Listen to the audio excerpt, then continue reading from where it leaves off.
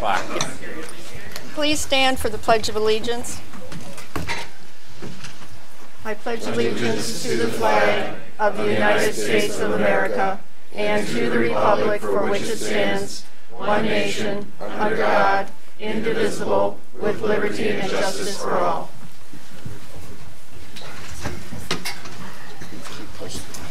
Mayor Rowe. Here. Mayor Pro Tem Miller. Present. Councilman Racy. Here. Councilman Porter. Here. Councilman Sanders. Present. Councilman Gabriel. Present. Councilman Webster. Here. You do have a quorum with all 7 members present. Item 1 is to approve the agenda. And before we go on item number 5 under ordinances and amendments, I changed item 5B to 5A and 5A to 5B on this agenda. If a medical marijuana facility does go forward, I don't want to repeal until after that. I didn't want to do that before. So okay. If you'll agree with that change, that it's printed as such, I wanted to call to your attention, and then we can entertain a motion at this time. Okay. Madam Mayor? Yes. I would like to make a motion that we table item 7H, discussion of a Parks Committee, until next meeting. Since Mr. Queen is going to give us a state of the city parks tonight, I would like to have a couple weeks we can mull it over, ask questions and so on, and as long as it's on the next meeting. Sure. I second that. That'll be April the 3rd, that meeting. Okay. All right. So we're going to postpone actually that meeting then till April the 3rd. Okay. All right. Any other items? Do we need a motion? Do we need a motion of what Matt said first? Each individuals you want motions for? Well, we can just amend it as such and I'll list it as the amendment, so it can be one motion. Okay. Do we have a motion? Yes. Okay. I have a question as well. Yes. On item, I guess I don't know which one it is now, 5B, which is now 5A. How are we going to go how are we going to go about discussing that? Because I would hate, there's a couple things in the ordinance that I have questions about, and I would prefer not to approve, well, when we have the motion is made, then we'll open it up for discussion, and that we'll discuss at that time. I understand, but the motion's going to be made as is. Yes. But this is just the first reading. Okay, fair enough. Okay. All right. Anything else? Mayor? Yes. Can we also postpone or table the review of the City Council rules and procedures? Till the next meeting, or? I'd wait till the second meeting in May. Okay. Is there support for that? Support. Okay, so I'll just ask curiosity on that. yes. Since we're tabling it. Yes. Why until May? Yes, I can, sure. Yes. I just don't think with the climate of what's going on in our city right now, when we have a recall election, that the council should be talking about rules and procedures about themselves. People already are upset about the extension of terms, and we're having a recall. So for us to be talking about rules and procedures at this time, I think is inappropriate. I appreciate that. Okay. I guess my reason for it to be on council agenda was more for the agenda changes.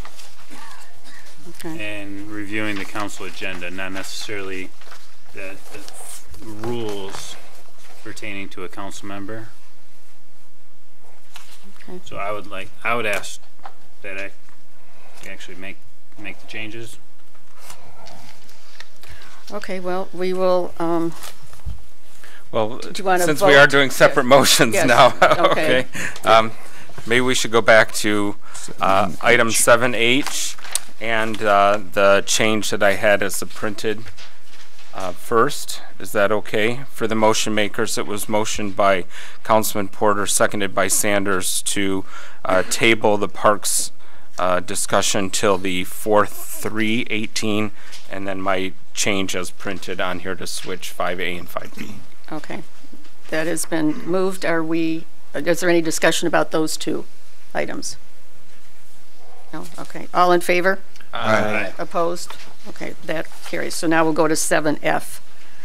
Okay, so Councilman Racy, supported by Councilman Webster, to postpone the rules and procedures until the 5:15 meeting. Any discussion on that? We had some discussion. Any further discussion? I'll just further for the rest of the council, again, just making the changes that were recommended by the MML, I think are good changes and are worthy of a further discussion. Okay. All right, any other? No? All right, Mayor Earl, yes. for the record, I see no bearing between us on how we conduct a business meeting and outside activities. They have nothing to do with how we conduct city business at a meeting, and that we should just continue to follow up on that discussion in the next meeting as well. Okay, so you want to move to the next meeting, April 3rd? Yes. Oh, okay. So that's a new motion. Okay, so we have to vote on the main motion first. Okay, so we will vote on the first motion, which is review the city council rules and procedures, postponing that until May the 15th. All in favor of doing that? Aye. Aye. Okay, so sounds like that was passed? Okay, all right, and then, The other one becomes moot. yeah, the other one becomes moot unless, yeah, okay. All right then. So it's all postponed until the 15th, and then the park is until 4/3. All right. Okay, then the next item is item 2, city council minutes. Item 2A are the special meeting minutes of March 6th. Wish of council? Move approval. Support. It's been moved to approve the meeting minutes of March the 6th by Councilman Webster, supported by Councilman Racy. All in favor? Aye. Opposed? Motion carries. Item 2B, not 2A, I apologize. Item 2B is the regular meeting minutes of March 6th. Wish of council? Approval. It's been moved by Councilman Webster, supported by Councilman Racy, to approve the meeting minutes of March the 6th. All in favor? Aye. Opposed? Motion carries. Thank you. Item 3 are requests. Item 3A is to approve a request from the Wayne Westland Veterans Parade Committee for $300 to be paid from the City Council budget for the Memorial Day Parade on Sunday, May 27, 2018 at 1 p.m. Move approval. Support. It's been moved by Councilman Sanders, supported by Councilman Webster, to pay $300 to the Memorial Day Parade Committee. Any questions? All in favor? Aye. Opposed? Motion carries. Thank you. Item 4 are bid awards. Item 4A is to approve the bid award for refuse and compost pickup for a 6-year period to be paid by the refuse millage budget. This approval will be subject to a written contract that is acceptable to both the city and the vendor. Okay. Mr. Queen? Would you like a motion? Motion be to made? approve. Yes. Support. Okay. It's been moved by Councilman Porter, supported by Councilman Webster. Okay, is there discussion, questions? Wish of council, nothing, no Can we have a roll questions? call, please? Sure. Okay, can you do a roll call, please?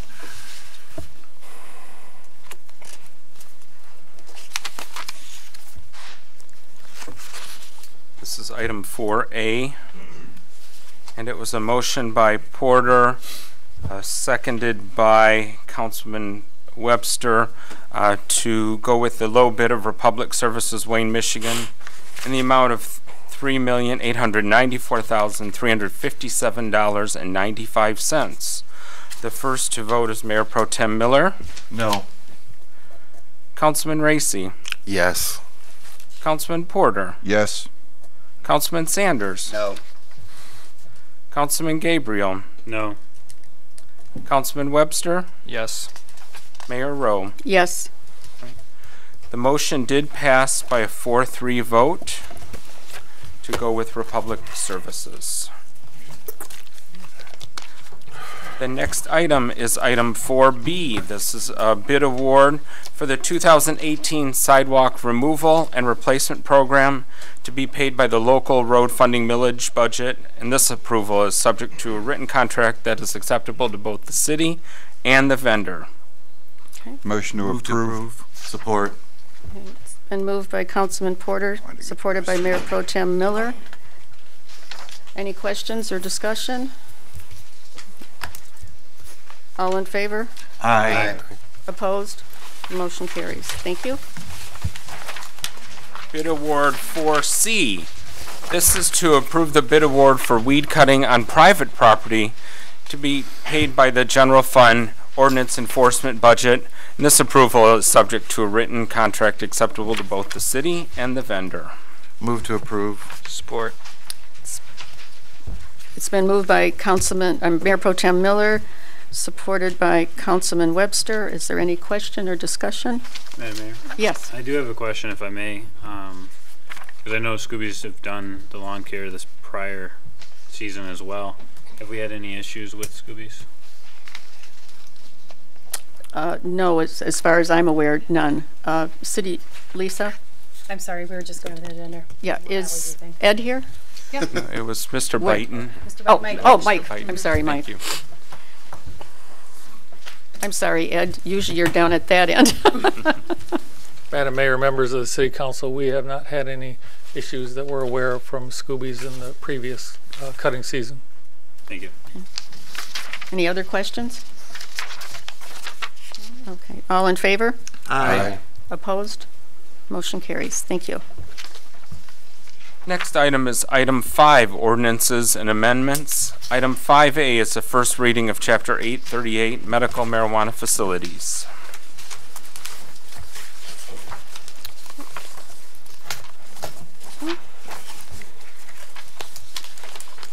What's the wish of council on this? Motion to approve. Support. Support. It's been moved by Councilman. Could we all make sure that our cell phones are turned off?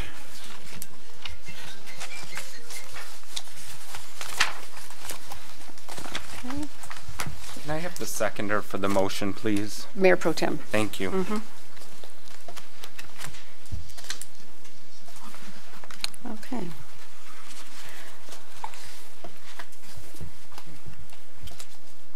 All right, it's been moved and supported. Any discussion or questions? Madam Mayor, Yes. I support this. I've supported it since the beginning. I need to know, though, how the committee, I am in agreement with the one additional provisioning center.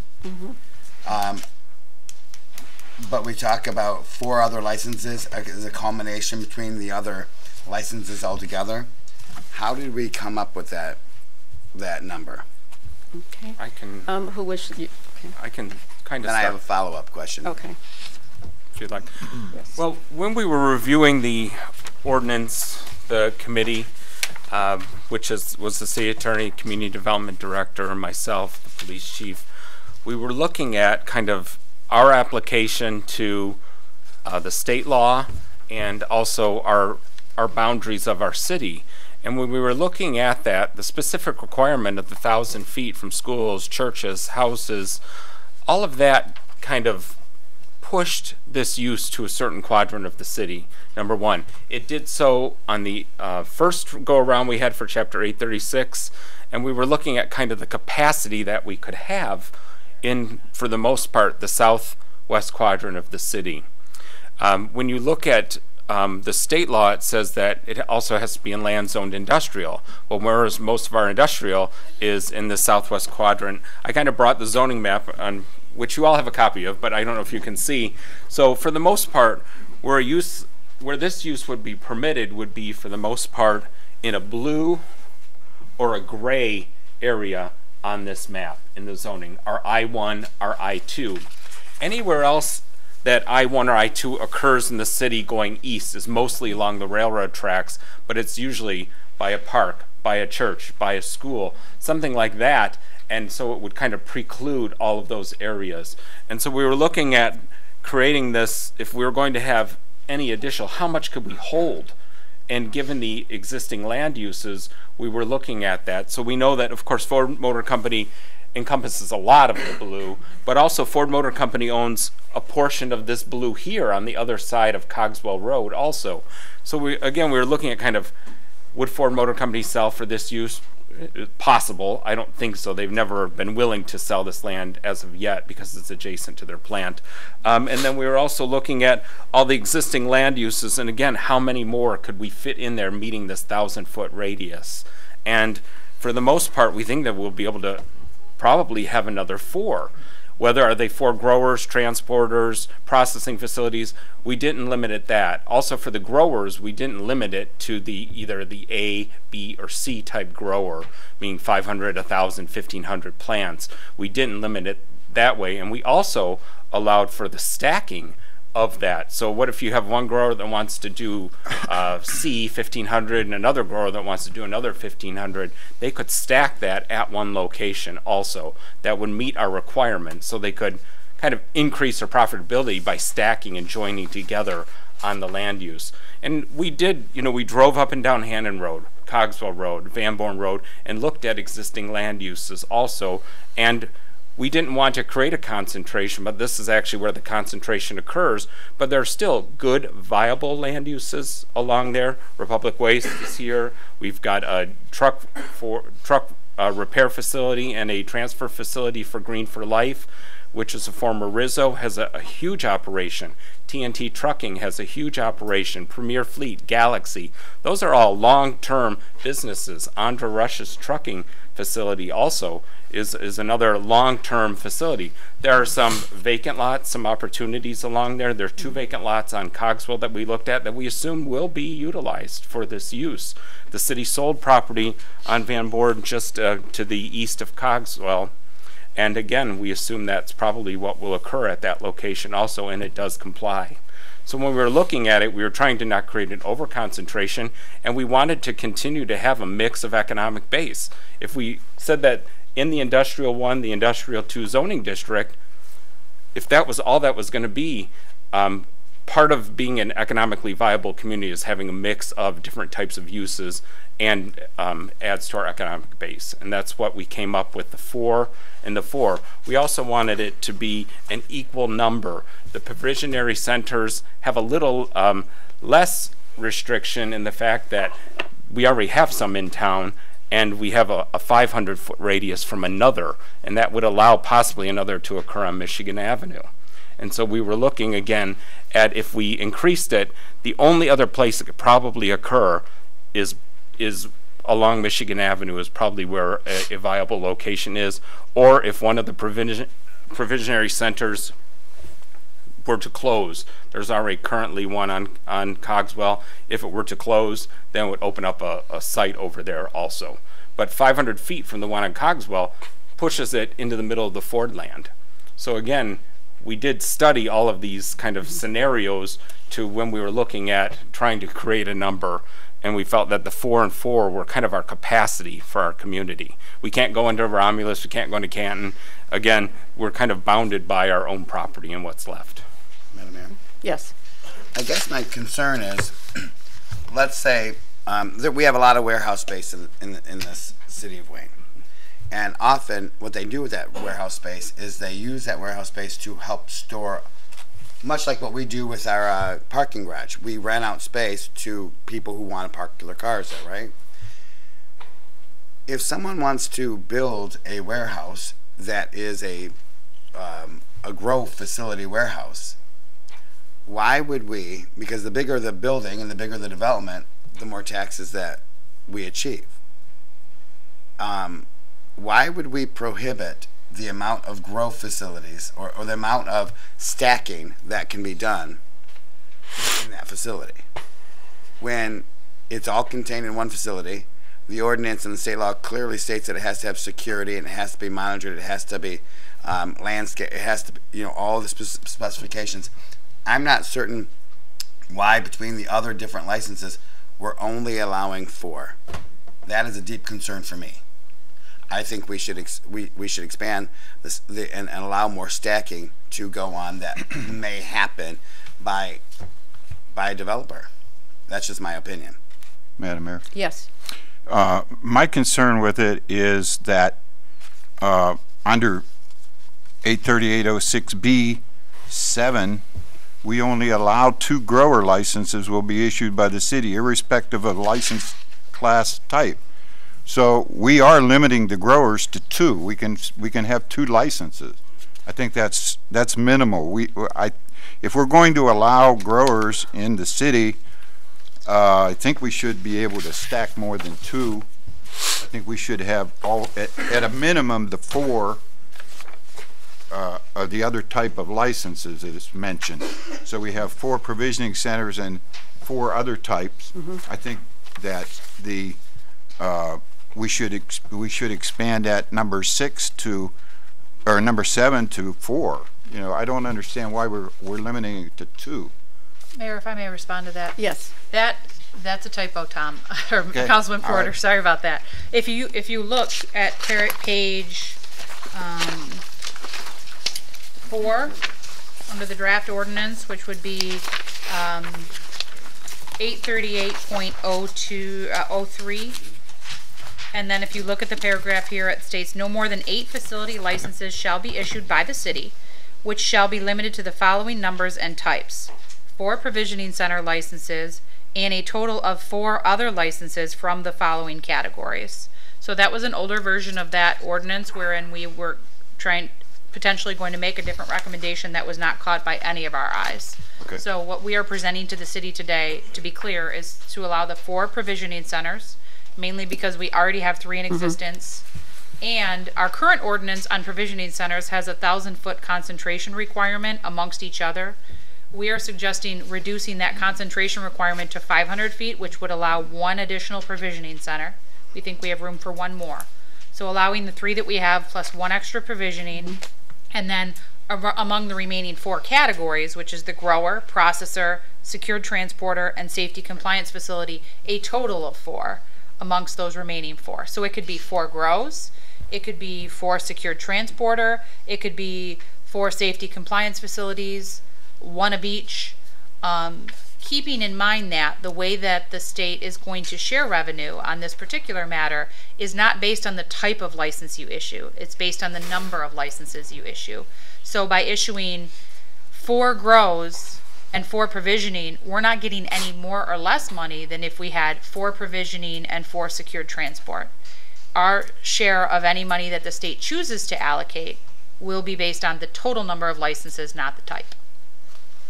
And I understood that. I just was confused with the number 2 in there. Yep, I understand. Because, That was a prior version, and you have okay. a great eye. So I thank you for that, Councilman Porter.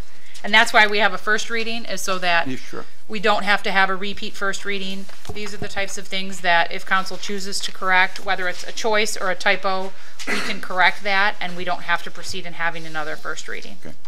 So I appreciate your attention to detail. Madam Mayor? Yes. I do have one other request. Certainly. I would ask if we could have Chief Masiak tell us if we have any problems with our 2 existing dispensaries, as they're called now.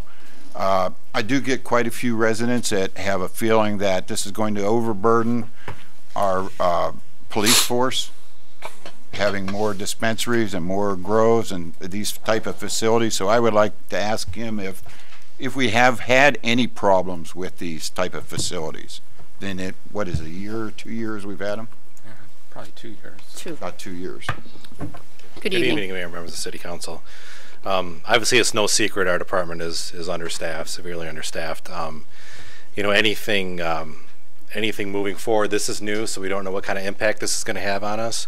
But I can tell you any additional duties is going to be on top of what we're already struggling to do at this point. With that being said, the dispensaries we have right now, we rarely have any issues there. We've rarely, if at all, been called there. So on that end, it's not causing us an issue whatsoever. And I could tell you that where we do struggle with sometimes is having to do inspections there, because we're so busy, obviously, with other duties. Sometimes it's tough for us to get in there. So the more would be tough for us to do that. But as of calls for service, there is hardly any at all. So. By hardly any, what do you mean? Well, I mean, I think one, the one on Michigan, I think we had one call there, Okay. and then the other one we didn't have any. So I mean, it's the bare minimum. Okay. So yeah. Yes. Chief Masiak, when you say one call, what was the nature of the call to service? I believe the one there was someone smoking marijuana in the parking lot. So they're policing themselves. I don't know if they called on them. Okay. I'd have to look at the call, but that's about it. We haven't had much of anything And else. I guess my question, I don't know if this is to the chief or to you, Mayor, and I guess conversation to the council. I certainly don't want this to be a disrespect to the police department. I absolutely understand that you are severely understaffed, and that's a whole nother issue that we have to tackle soon.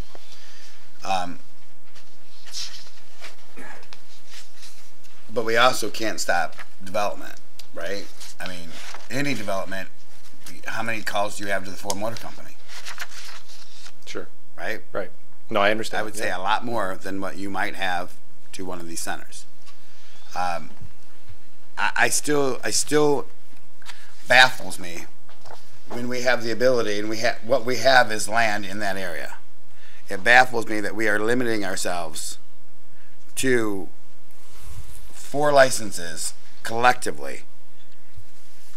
I'm okay with the provisioning center amount, that we are limiting ourselves to collectively only 4 licenses when the land is vast over there. And if someone wants to build a facility and stack licenses that is only going to benefit us, I just don't understand it. I don't understand. I guess it's a starting point if the council chooses to approve it as is. I just wish we would expand at least to that number double, at least 8. Okay. Any other questions or discussion? I have some questions. Yes. Chief, so do you feel like you guys are going to be able to handle the additional, if we were to get 4 of each one of these things and we have no more staff? I mean, like I said, we don't know the impact of what this is going to put on us. I mean, this is new moving forward, but I can speak from what we have right now. It's not burdensome. Mm-hmm. We really are not responding there, like we said, very minimal runs. So, and I think the, my opinion is the larger grows and things like that, they're going to be secure. There'll be buildings that won't be recognizable per se, if that makes sense, of what it is. So, and I think the security purpose they're supposed to have through the state law, I think that shouldn't be an issue. But we don't know. We don't know what the impact's going to be till it happens. So I'm just purely speculating at this point. Okay. And then I have a question for Ms. Gowen. Lori? Thank you, Chief. Can you explain the financial impact to us as a city? So I can explain it to you, but please note that it's all based on the fact that the state legislature has to determine, they have to allocate the money, or they have to, Matt, give me the word. They have to appropriate. They have to appropriate the funds. So it's a if come. It is in there that is what they're going to do. That's what they're intending to do, but we know how that works sometimes.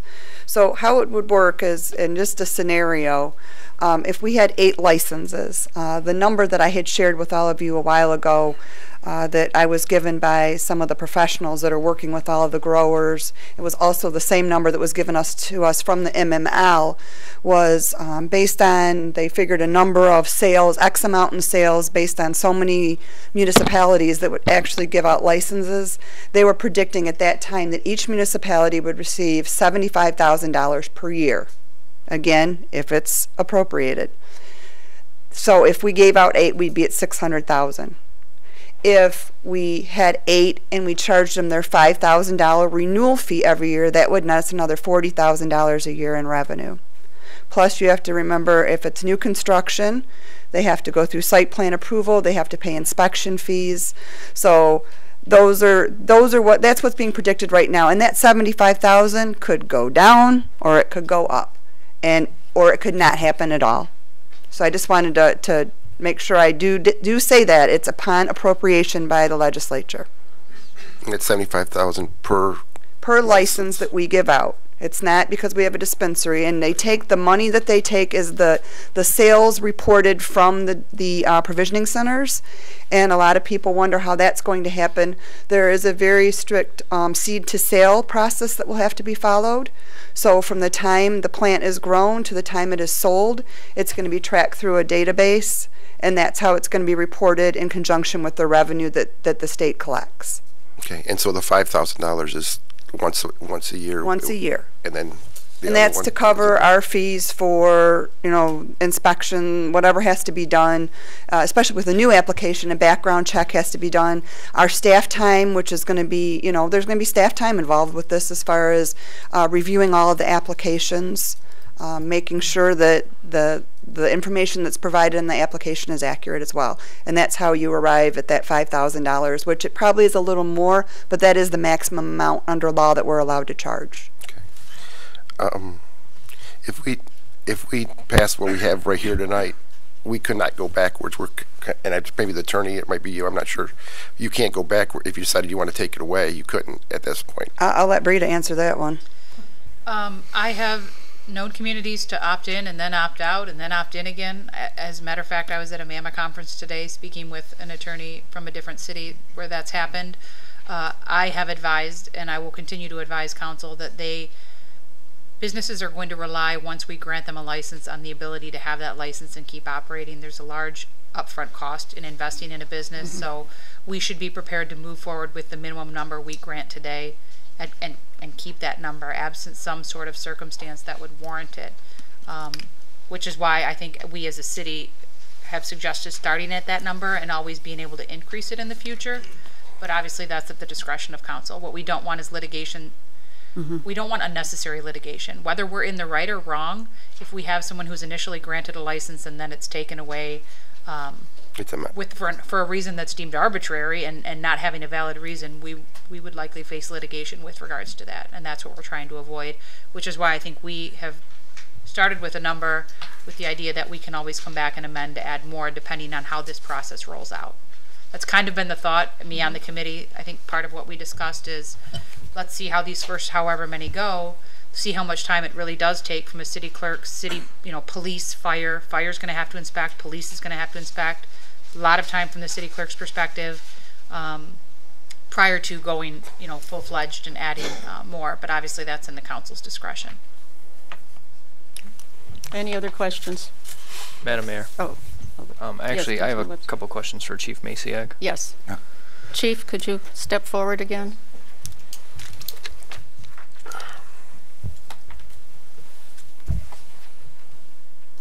So talking about some of the inspections you have to do, what's the frequency? How long do they normally take you? It all depends. Like obviously the first one we did was pretty cumbersome to go through records and everything like that. But after that, they're not so bad. I just want to make sure they're operating within our ordinance. Make sure that their patient cards and everything are up to date, and caregiver cards as well. So they have a very, very good tracking system, a computer system as far as sales and everything like that. So we haven't run into anyone being uncooperative or anything like that. Okay. Who's typically doing the inspections? Usually I have a Lieutenant Strong do them. But like I said, it's just obviously you understand our situation, the investigations, we're out to being short-staffed as well. So it's hard for us to continuously do them like we should. That's it. Okay. Chief, yes. How many, is there a certain amount of inspections you're supposed to do, or? I don't believe there is, but we try to do them every couple months. Okay. But it's been a while since we've done one. Okay. All right. Yes. Madam Mayor, would it be inappropriate to add into the on second reading, or if I could get a proposal to tie the income generated from this to the police and fire department, so that it would be so it would help fund additional police and fire, so it can be used anywhere else? Well, it would come into the general fund. And that, and the general fund goes a lot of places. Right. Would there be support to tie it to the revenues to the police and fire, whatever is appropriated by the state. I would support that. I don't have a problem with, that was my first thought, that it's just all should be designated to the police department, but none of us are going to be sitting here forever, and I would not want to tie. Future councils can change ordinances. Right, and I would not want to, I mean, all of us sitting here, I'm sure, feel that the police department is one of the most important departments right now that needs staffing, and I would rather not tie it in, but I'm just one vote, so it's, you know, it has been supported, and Perhaps the better avenue for that, Mayor, is I think that should be part of a final passage, but maybe to direct my office to look into whether that would be appropriate under the circumstances first, and then I can have an opinion at the second reading whether or not that is one appropriate and permitted under the circumstances. Okay, is that if everyone's okay with sufficient? that? I agree. Okay, all right then. Okay, any other questions? Yes. I guess with the ability to grow this and build onto it, I do like that aspect of it. My concern is when we're adding additional provisioning centers and the possibility of it becoming onto Michigan Ave more. My concern is just, again, perception is reality for people driving through. They get like a good view of, you know, again, used cars, cemeteries, and then provisioning centers. My concern is if we're adding more of those businesses, it'll become more of like a mainstream thing for our main drag. That's my only concern with the additional provision or dropping the 1,000 down to 500 feet. And it does, we've checked. Reducing it will absolutely open it up for one more to be opened on Michigan Avenue. That is a concern that we actively discussed in our meetings. But the problem is with the 1,000 feet concentration requirement, if you don't reduce it to 500, you're going to be capped at the 3. We don't have the physical space for a 4th dispensary, keeping the 1,000-foot concentration requirement. So in order to allow an extra provisioning center, we had to drop to the 500 feet, which at that point opens up another Michigan Avenue location. Where would that? So my question to follow up on that would be, why are we doing 4 provisioning centers and 4 all others instead of 4 of every single category? Because then when you do 4 of every category, you're looking at 20, and we were looking at like Matt said, the capability or the capacity within the city. So we already had the 3. We know we had to at least allow the 3 provisioning centers. So the theory being allow 1 new and then 4 of the other types. It's completely up to council. If council doesn't want any provisioning centers on Michigan Ave, they can keep the 3 that are permitted that we've already signed the attestations for, and they could increase to 5 other, which would still give a total of 8 if they wanted. Those numbers are merely suggestions that we put forward based on the workload of the staff, you know, Matt having to process the applications and our other departments having to inspect annually, together with our capacity from a planning perspective. That was just a recommendation. So ultimately the number is up to council, but it is our job to make you aware of the fact that another provisioning center could be located on Michigan Avenue with this type of concentration requirement. Another thing we need to consider is the 5,000, and I think Lori clarified this at the end, Ms. Goen, which is good. It's not really revenue. The 5,000 will absolutely be eaten up every single year with the amount of time we will spend on these. They are very, especially the first year, going to be very upfront, time consuming. I mean, just thinking about the city attorney's time in meeting on multiple occasions with the committee to draft this is a big undertaking and a cost. So we should not view the 5,000 as revenue. It won't even cover our expenses. But, you know, moving forward, once we get a system in place, hopefully it will cover our expenses, but certainly not the first year. So we considered time spent by staff, we considered the capacity within the city, and we considered the proposed locations in making that recommendation. But how those are divvied up are completely up to you. My last thing for this moment is along the cost aspect, and I would direct my question to the city attorney.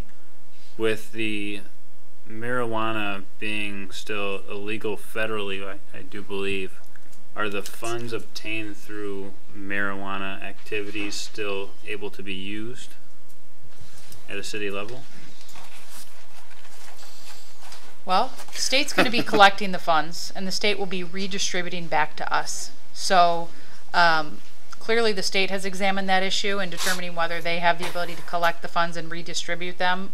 The benefit with the city is we're not collecting them directly from the dispensaries or from the grows, and we have that kind of third layer where the state's in charge of collecting, they're in charge of determining how much was collected, and then reallocating affirmatively, taking that affirmative action like Matt and Lori said back to the city. So we do include in our ordinance, however, a sort of waiver generally to inform people that by having the ordinance, we're not in any way condoning the activity, nor are we telling them that it is in compliance with federal law, because there is that inconsistency between federal and state law. Did you have something to say? I just wanted to, just to address the kind of the Michigan Avenue issue and a little bit. One of the requirements of the ordinance is that, first of all, it's not a use that's permitted downtown or within 500 feet of our identified downtown.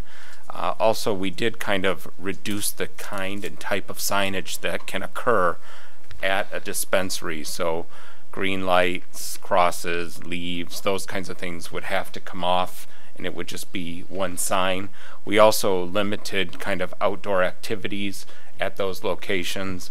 We did have kind of an issue at 2 of the provisioning centers. They wanted to have outdoor fairs and events that we weren't prepared to handle, outside giving out samples, those kinds of things that we couldn't handle. So again, we did look at, you know, kind of the effects of it. Other communities we looked at did restrict what streets that they could go on also. So again, that could be something that you could address, or we could look at for the second reading. Okay, currently with the way our city is zoned, the only additional one on Michigan Avenue would be behind the current one, or well, on within that 500 feet of that. Of correct. that, right, Yes, in it that wouldn't be area. behind it, it would have to be more than 500 feet away. But it would have to be right, it couldn't come anywhere else on Michigan Avenue because there's no other It industrial. would probably go east. East, So it okay. would be the Schaefer project property. Yeah, I guess so. And that being new construction is what I'm looking at. Right. I'm looking for the tax dollars, That's and right. if we have a new construction, if we allow 4 and they build a new building, it's an improvement to the city as far as tax improvement. Yeah, that's the only way we can make money is with new construction, new brick and mortar. Okay. All right, any further questions? No? Yes, okay, we'll open it up. 3 minutes, please. Oh, well, 3 minutes. that's fine. That's your opinion. I got a question. I don't know if through the chair to the city attorney, I don't know if this falls under this category, but what about these greenhouses? The reason why I bring it up is because there's people buying residential property in our neighborhoods. They don't even live there, and I'm not against the medical marijuana. I think it's a great thing, but I have a problem with somebody buying up residential property, not living there, and they just use it for a greenhouse. You know, pardon the pun, but that's what they grow. Our ordinance does have a section in there that does not, you have to be living in the residence. You can't just put up a greenhouse and not live there. Okay, because there's one 3 doors down from me that they may have their address is there, but nobody lives there. And every so often, the side door, because you know my neighborhood's story and a half bungalows. Every so often, and it's cute because you see a couple little elderly ladies sitting at the table trimming the plants. But I'm concerned about people buying residential property and just using the, you know, for these greenhouses. You know, Well, if you would, I would appreciate you giving that address to the chief, and as everybody says, if you see something, say something. So if you see something like that, call the police department. right. Well, I know some are considered pursuant to state law as care providers, which is fine. I don't have a problem with that. But what I do have a problem when they buy up residential property and just use it primarily to grow marijuana. And I was just wondering also if this ordinance, is it considered lawful or is it a legal ordinance? Thank you. Okay. I can answer that, Mayor. Yes, yes. So under the ordinance, we also have section 838.10, which talks about primary caregiver operations, which I think is what Mr. Blackwell is referring to. And it specifically addresses instances such as this, wherein someone is trying to circumvent the zoning requirements to operate a commercial type activity. It specifically states under J that a primary caregiver operation cannot exceed 25% of the usable residential floor area or 300 square feet, whichever is less. It also requires that it be a primary residence and not used solely for the purpose of growing marijuana. So I think those issues are addressed in the ordinance, Mr. Blackwell. Practically speaking, the problem comes in enforcement. Obviously, it's costly to enforce and locate these types of properties and gather enough evidence in support of the fact that we have a zoning violation, only because people do have in their homes a protected interest, a privacy interest. So when we talk about gathering evidence in support of the fact that the home is being used for that purpose, we do have to rely a lot on observations from neighbors, observations from people in the area in order to, one, find the location, but then two, it becomes a more difficult task to actually gather enough information to support the violation itself. But we are aware of those concerns, and that was important for us to address in the ordinance, which we tried to do as well. Okay. Are there any other questions? Yes, Mr. Amos. Good evening, Mayor, City Council. My name is Vern Amos. I live on Stellwagen. I guess you all know that I am totally against you going down this road and adding all this. I think we're well off enough with what we have.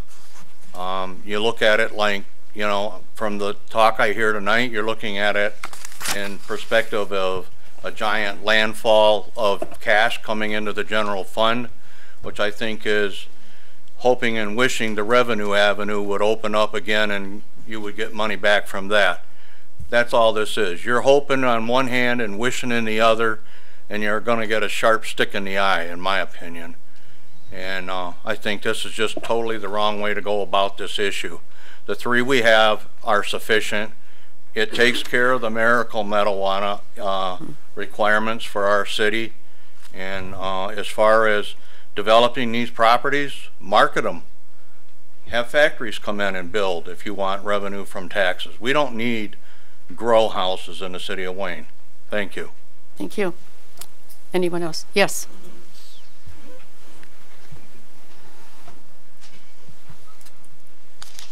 Hi, Eric Clearman over on Winifred Street. About a concern and an observation. The concern is the one over on Michigan Avenue. When they first opened up, they had said that was temporary, or owing to the fact that it's within 200 feet of the Moose Family Center, and they aren't supposed to be within 200 feet of a recreational area where children gather. Yeah, it doesn't sound like we have any plans for that to move now. I'm hearing opening up another one 500 feet or more from there, but nothing about that one moving at all. Okay. We will have, I don't believe, and we allowed that, they were within the foot limitations, 1,000 feet. The rules are schools, churches, residential property. Yes. That was the initial law in the last revision in 2014, but last year when they revised it, it was for the 200 foot. Anyway, I don't know about that. The other observation was in Inkster there are 3 dispensaries. 2 of those 3 dispensaries funded more than half of the money that went to the street fair in Inkster last year. This is a great street fair. They had a carnival, rides, ponies, all that stuff. Kids loved it. It was really downplayed as to who was sponsoring it. I think we're kind of shooting ourselves in the foot by not letting the existing dispensaries we have sponsor events like that. Okay. It doesn't have to be marijuana oriented, but if they want to throw money toward the community, why not let them? Okay. Thank you. Anyone else? Yeah. Yes. Yep, up there, yes. Kathy Rockwell, I agree that the 3 that we have, I think is plenty. We only have 17,000 people in the city, and I'm sure everyone and the children don't use marijuana, need it. I like the idea of the medical marijuana that's needed for people that help with diseases they have, but I'm not open to opening another one. I think what we have is sufficient. Okay. And you watch on TV and you'll see people in Detroit and different cities where people are running into buildings and smashing the buildings to get the plants out. And I worry about how our police department is going to take care of the citizens as well as keep an eye on those things. Okay, thank you, Ms. Rockwell. Anyone else? Okay. All right, it has been moved for the first reading by Mayor Pro Tem Miller and supported by... It was moved by Councilman Porter, I'm sorry, seconded Porter. by Mayor Pro Tem Mayor Miller. Pro Tem Miller. For clarification, Yes. we're just This is just- voting on the initial ordinance. This is the first reading, yes, just the first reading, and they will make the necessary typo corrections and such for the second reading, correct? Right, immaterial corrections. So Right. if there are material corrections, then a motion should be made to support whatever, this should be voted down. Right now, we're voting for the 4 and 4. So Right. if you don't want to approve 4 provisioning centers and 4 of any others, then your vote should be no, and a new Right. motion should be made as to the number that you do want. Right. So right now, you're voting the first reading on what was presented tonight. 4 and 4, correct. So if we do Is not everybody want it, clear? if we're not, so for example, like I opposed the reduction in footage from 1,000 to 500. Since I opposed that, I would vote no, and then serve a new motion. Make a new motion with what you, how do you want the ordinance to read? Would it have to fail? Would the motion have to fail in order for me to add that? Yes. Yes. Mm-hmm. The motion has to fail in order for any revisions to be made. Okay. See, that's what I. Okay. We're voting on B, which was moved to A. Yes. I got one more question. This is for the chief again. I'm sorry to. Chief, could you come to the podium again? Yep. I apologize. I'm just. He's sick. Give him a benefit of the doubt. Out of all of the different facility types that we have here, is there ones that you feel that you guys are able to deal with easier than other ones? Well, I think, like I said, this is just my opinion, but we have dispensary. I think dispensaries are probably going to be the ones that are going to tax us the most, because obviously they're going to have customers and there's going to be regulations. The other facilities, the secure transport, the grow operation, things like that. If they follow the plan and follow the state law, I really don't see issues with those per se.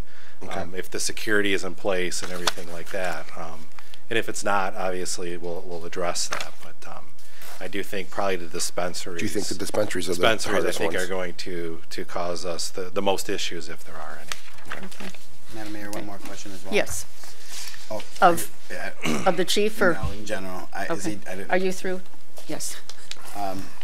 Sit down. Yeah. The current, this is more towards Matt, I guess.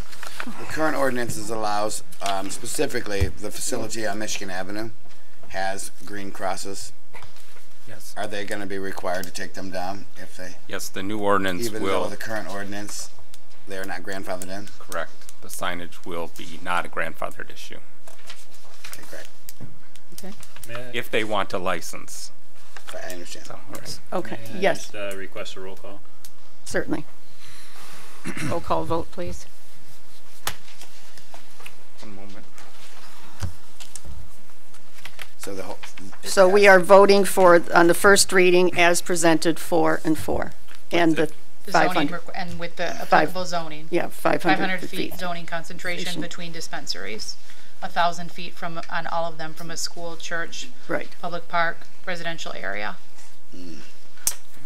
So this is item 5A. Which was 5B. Yeah, Okay. but on our Right. agenda Right, is yeah. 5A. Yeah. And that is a motion by Councilman Porter, seconded by Mayor Pro Tem Miller, for the first reading of ordinance 2018, I'm sorry, chapter 838, medical marijuana facility. The first to vote is Mayor Pro Tem Miller. No. Councilman Racy. No. Councilman Porter. Yes. Councilman Sanders. No. Councilman Gabriel. No. Councilman Webster. Yes. Mayor Rowe. Yes. The motion did fail by a 3-4 vote. Okay. Madam Mayor? What is the wish of council? I'd like to make a motion to amend the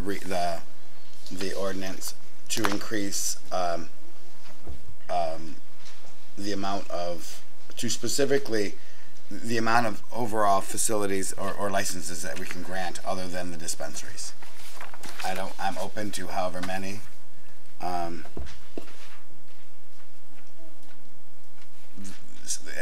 Council wants. I just think that 4 is too few. We should have a motion. Mayor My Rowe. Motion should have I a guess a number. Are you asking, Mayor Rowe, may I speak? Yes. I'm asking for clarification here. Are you suggesting that we would go with 3 on dispensaries and 4, let's start with 4 for the other? What I'm saying is I'm not addressing the issue of the 500-foot. I would like to, I guess, my issue is the amount of stacking that we could perhaps do in a facility, I guess, and in the grow facility specifically. I don't necessarily have a problem with adding the additional provisioning center. I think that is Councilman Gabriel's issue, but mine is I think that we can better serve our desire and our projected outcome. I know we can add later, but I think that we could. I don't know how much development is going to go on when we have only 4 licenses, and let's say let's say one of them is a transporter, one is a, and then there's only 2 other licenses. How much development are you going to have with 2 licenses for grow facilities, and let's say they're stacking? Because there's land, but there's not a lot of land over there, and so that's my issue. I envision someone buying a piece of property and many licenses in that property. That's what I want to, that's what I'm looking at. So I guess I'm looking at increasing the amount of licenses, alternative license other than the provisioning center, to at least 8. Okay, yes. I just have to make a comment, though, regarding that request or amendment. There are certain, if you look at this in certain sections, certain licenses cannot be combined. I understand that. All right. I'm fully aware. Okay. Okay. That's why I sort of want it separated, I guess. I'd like to have a certain amount that are designated for grow facilities. And I'd like to specify, I guess, instead of just blanket saying, so we know what we're looking at. So what number do you have in mind for grow facilities? I mean, that would be, in my 6. mind, the best way to 6. do. 6? Yeah, why not start at 6? And then 4 licenses of the other, of the transport and the other. Is there support? I could support that as long as we eliminate the 500 restriction and add it back to 1,000.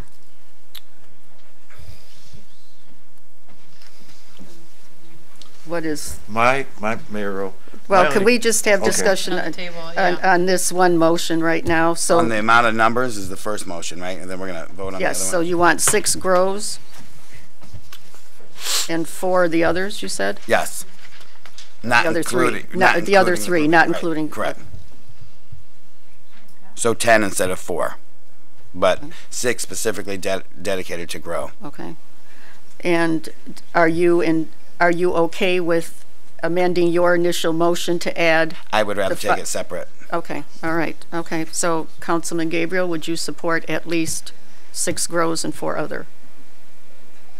I think it should be voted on as a total ordinance. Total ordinance, I okay. thought it has to be as one. Not total. Well, I mean, he made the motion Right. contingent upon. Right. So if the motion maker does not agree, Okay. then if that is not part of the Okay. motion, then the motion Okay. maker should withdraw his motion. Right. All right, is there anyone supporting 6 grows and 4 other licenses, not including the provision centers?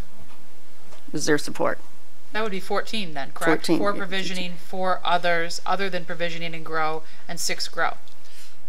And I'll tell council, I'm not necessarily stuck on 6. I'm willing to work. But we need a number. I know, so if anyone wants me to amend to include a lesser number, I'm willing. Okay, this motion dies.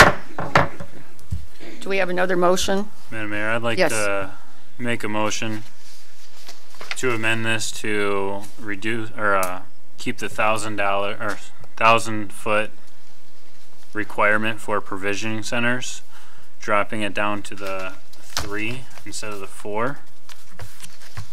And I would like to follow suit, 6 grow facilities and 4 other facilities if deemed necessary. Meaning, if there's additional room or stackability, we should have the ability to look into that. I support. Is that okay? City Attorney, It would just have to be 6 and 4. okay. So the way I understand his motion is 3 provisioning centers with a 1,000-foot concentration, Right. 6 grow, 4 others. Mm-hmm. I support that. Okay, does everybody understand the motion? Okay, it was moved by Councilman Gabriel, supported by Mayor Pro Tem Miller. Can we have a roll call? Yes, Yeah, I know you have to. Yes, you have to get your little chart there.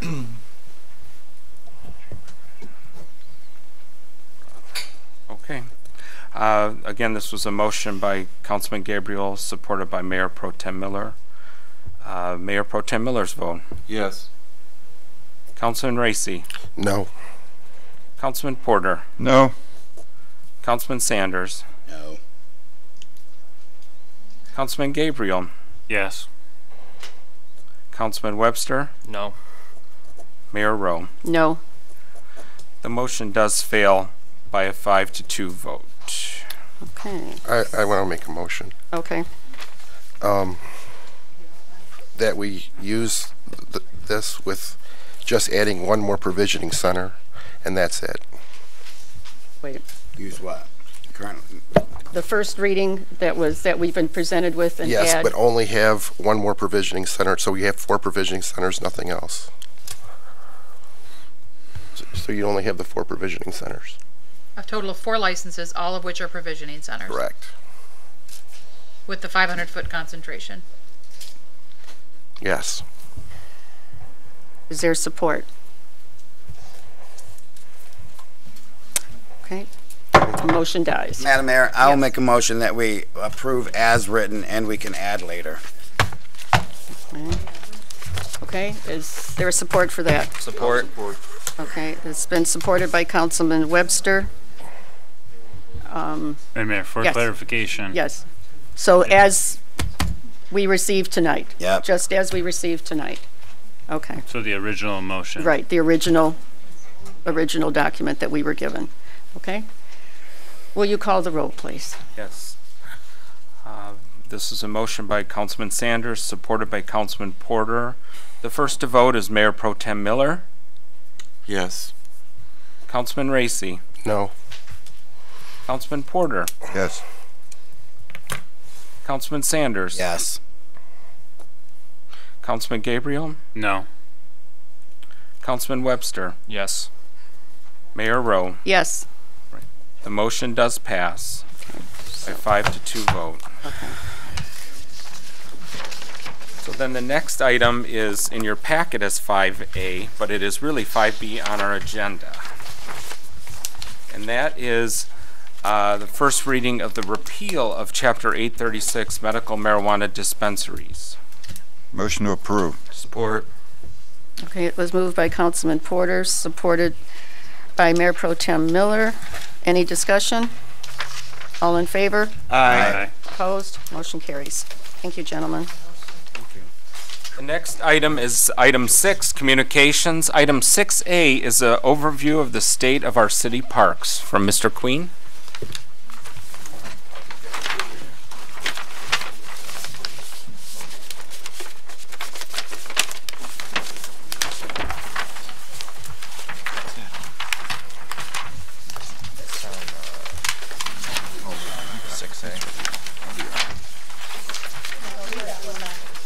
That one stayed. Leave that one there, Lori. Yeah.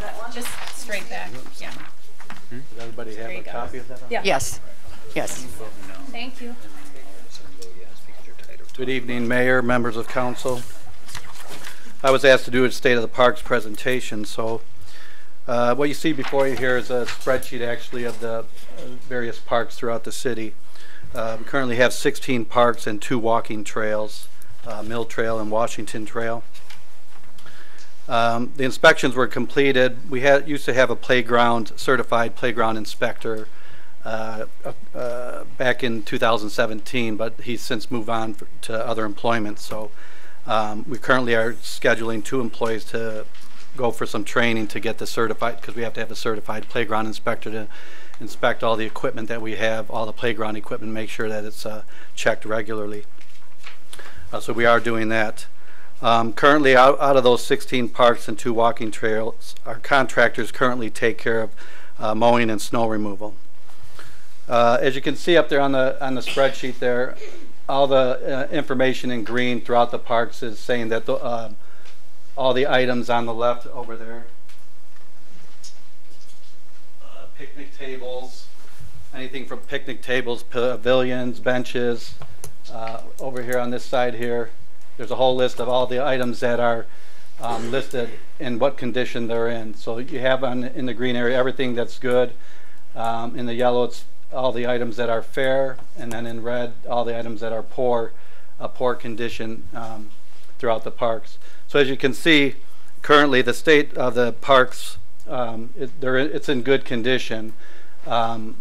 We have those issues there with some of the areas in red here. We're going to try to address some of those things. Those items needing attention that are in poor condition are some of the pavilions. They need to be re-roofed. Some of them have some holes in them. The split rail fences in some of the parks need some repairs. Light pole fixtures down in Mill Trail and Washington Trail, but that's a bigger expense. Some of the larger poles that used to be down in the parks have since been damaged, vandalized. They rock them back and forth and knock them over. They've been there for a while. And then one of the other issues that's listed on there under the poor condition is in the Rotary Park at Chamberlain and John, which is the dragon that used to be there. That was vandalized as well. Well, it's missing the dragon head. It's since been returned to us, but it's not of any use to us anymore because they damaged it. To replace that dragon head I think it was approximately $1,500 to $1,800 just for the head of that dragon. Some of the other items needing attention that were in fair condition again are some of the pavilions, grills, benches, the softball material that goes under some of these playground structures. It has to be a certain material that goes under there that's allowed for those. So those are some of the parks you'll see in the yellow there. I don't want to go through each and every one of them, but there's some of those are benches, pavilions, like I said, grills, softball. Just so you're aware of it, there is minimal work being done right now by our part-timers in the parks. So when someone asks the condition of the parks, what we see a lot of times is that it's just, after the winter season, there's a lot of trash, there's a lot of limbs or twigs down, leaves need to be raked away from the fences. Our contractors don't do all of that, and so if their mowers don't get up to there to mulch up some of those leaves. Again, we've had volunteers in the past that would come out and do some of that work. So we still encourage that if there are volunteers out there that want to help in some of the various parks where it looks like they're just not being kept up. It might be some of those issues there as far as the litter, weeds, leaves. If we do get volunteers that would like to help out to do that, we always encourage them just to contact the DPW. You can always call me at the DPW 734-721-8600. If we don't answer the phone, just leave a message because we do respond to every message that gets left. So if you don't leave a message, then you won't get any results. So we do encourage you to do that. We currently have, I think, one grant right now that we're sitting on. We are going to try to use that to address some of those major concerns, which were the pavilions, to try to put some shingles on them, possibly have them painted, and any wood structure part of it that's damaged, we'll replace that as well. So we do have a Wayne County, what is it, millage, I think it's a millage grant through the Wayne County Parks. So we do have one of those that we're currently on, and then we may be getting another one here. I believe it was for the 18-19 season. So those are some of the things that we're looking at doing. Like I said, our part-timers take care of the trash cans currently, repairing and painting any benches, picnic tables. A lot of times we'll try to do that in the off-season. In the one garage over there on Myrtle Street, we have a barn over there. So we do try to take care of all those things and then kind of replace what's damaged out in the field or out in the parks. We'll pick up those items and then replace them with new or painted, refurbished items. Like I said, limited volunteer help is, that we don't encourage, because it's been asked before if they can repair some of the things. No, we will take care of those things on our own, just from a liability standpoint. We don't want somebody getting hurt trying to fix a split rail fence or working on something else. A lot of times it's been asked, well, how come can you supply us with the materials to do some of these things?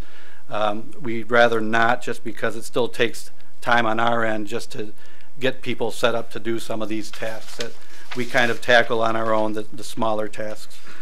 So with that said, I mean, one of the things I wanted to mention too is just to keep in mind is that there was at one time a whole department for parks maintenance and recreation that kept up these parks, and so we're currently,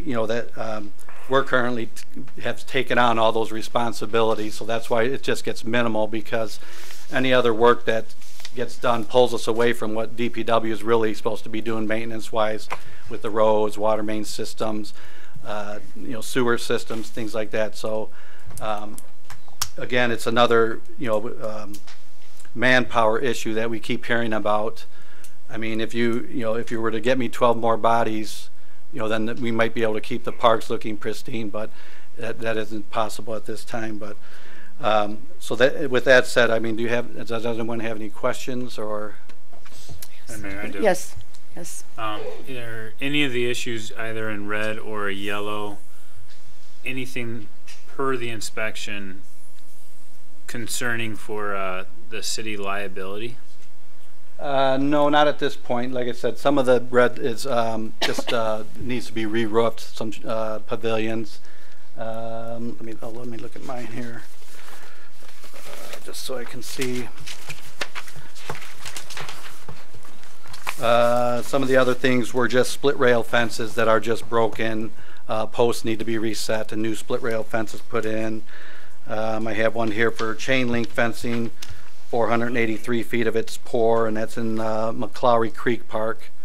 That one's over there on Annapolis and Treadwell, and that one, when I look over it, it just seems to have a, that one's probably the worst one. It has some picnic tables that need to be done, fixed up, some benches, poor, let's see, what else is this here? A split rail fence again, and then chain link fence in that park. In one of the other parks there, the walkway you see in red was the Mill Washington Trails. It's listing 58 light poles that are poor and need of repair, or if the city wanted to invest or wait for another grant. But again, that expense already. We did some bollard lights, which are the shorter lights that are around City Hall here, and just to do those. Just to order that material was like $15,000 with the current bollard lights that we use around City Hall. So that just lets you know the expense just of the material so far, and that's not including any concrete bases or things like that for those trails. So, but other than that, one of them was the Dragon Head I mentioned, a backstop. So to answer your question, there isn't any liability that we see at this point. If there were, we would go ahead and take care of it right away. Thank you. Mm-hmm. Mayor, yes. What is the dollar amount of the grant that we currently have, and is there an expiration by the time that we're able to use it? Yes, the current one is I think $11,302, and you have like a 2-year window, I think, to get a project to them, and just get it. As long as you have a project, I think, started, then a lot of times they realize that you're working on something. And what's the expiration on that? I mean, did we receive it a year ago, or I don't know the actual date on that one. Yes, Councilman Sanders. I appreciate your diligence on this, Mr. Queen. How many of these parks are deeded as parks, must remain parks? That I do not know. So, that are deeded, you said? As part of the assessment? Through the mayor? Yes. Through the chair, I'm sorry. The only parks, as you recall, Councilman Sanders, that we really looked at was in the park study with regards to the ones that we could actually offload. So we haven't done an overall study, but that's how we came to the conclusion that the 2 parks that we did list for sale were not deeded properties and they had enough, you know, property. Yeah, Okay. exactly. Is that something you'd like us to look into? No, I mean, I eventually, yes, but when we do the park committee, yes, but not to Okay. waste staff time at this point, no. Okay, we'll be prepared for that. Okay, thank you. Any other questions? Yes, Councilman Racy. Thank you, Mayor. What is your definition of fair and poor?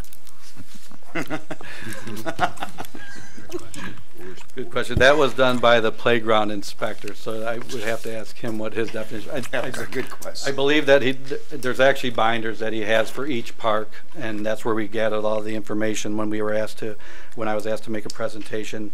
And so my foreman actually put all this together and put it on a spreadsheet. But there's actual binders, and I think there's probably a rating scale in there that says, you know, what's the condition, you know, and how would you rate it? So yeah, of course, I'd have to look back at the books to actually give you a better answer. But fair meaning, you know, it just probably needs some work. Like on one of these, it says benches. There's 5 benches that are fair, so there probably is just some wood that might need to be replaced and then painted or something. I'm just concerned. I know, I particularly because of being a Rotary, been paying attention to the Rotary parks, and I know our softball is down to what you're supposed to be 2 feet. Is you're on the ground and it's weeds. Right. So that's not grass. It's supposed to be there. Right. That, you know, that is actually supposed to be softball there. Correct. Is there other types of material that we can use to replace that? Because I would, from what I've seen, I know that there's other parks that the softball is way down. Is there other options that we can do that's cheaper? I mean, is that a liability when we're going down to this?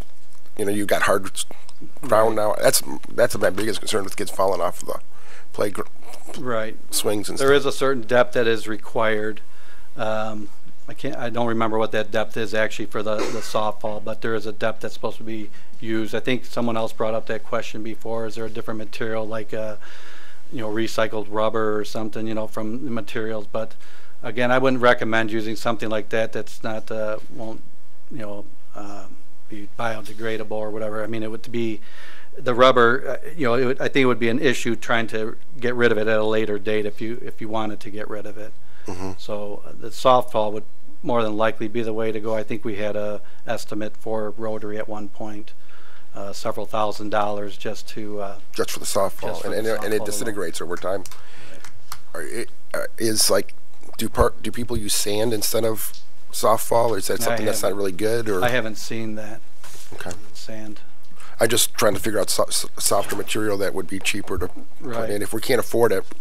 I can certainly look into that just to see if there's something, a substitute we can use. Okay, thank you. Any other questions? No? Okay. Thank you very much, Mr. Queen. Mayor Rowe? Yes. May I just ask one question? This is to you. So we've got a presentation from the Parks Committee. You have received a report from the committee that you requested. Where do we go from there? What would be our next step on this? What committee? What I'm asking is what, you know, so where we're going to take this information that we've now acquired, what would be our next move to proceed with addressing some of these concerns? At the 4-3 meeting where we will discuss the official establishment of a volunteer committee and a formal committee. Okay, thank you for the clarification. I got a question now. Yes. There's not a committee though, because we're having a discussion to establish a committee coming up. Right. I had asked Mayor Pro Tem to meet with a few of the council people and talk about some things, so he has done that already. That was just on a side note that he was doing that. It wasn't an official committee as such. Okay. But he had met and talked to Mr. Queen, and I had met with him as well. Okay. Okay. I was just jumping ahead a little. Yes. Item 6B is the February 28th, 2018 Revenue and Expenditure Report. Okay. You see in file? Yes. Thank you. And then the next item is item 6C. This is the water rate update. Okay. We have Katie Sample giving us that report.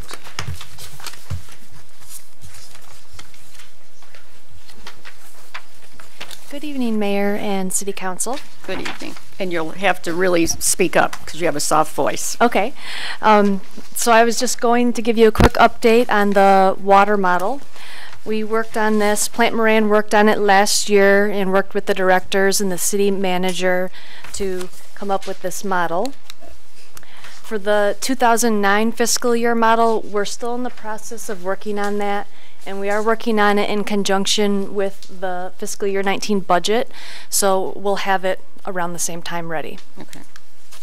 For the current model, the 2018, a refresher on the rate methodology, which is kind of small, but I have it in the next slide broken out. First, we add in the city's water and sewer purchases. Any capital outlay, like the dump trucks that we're going to be getting.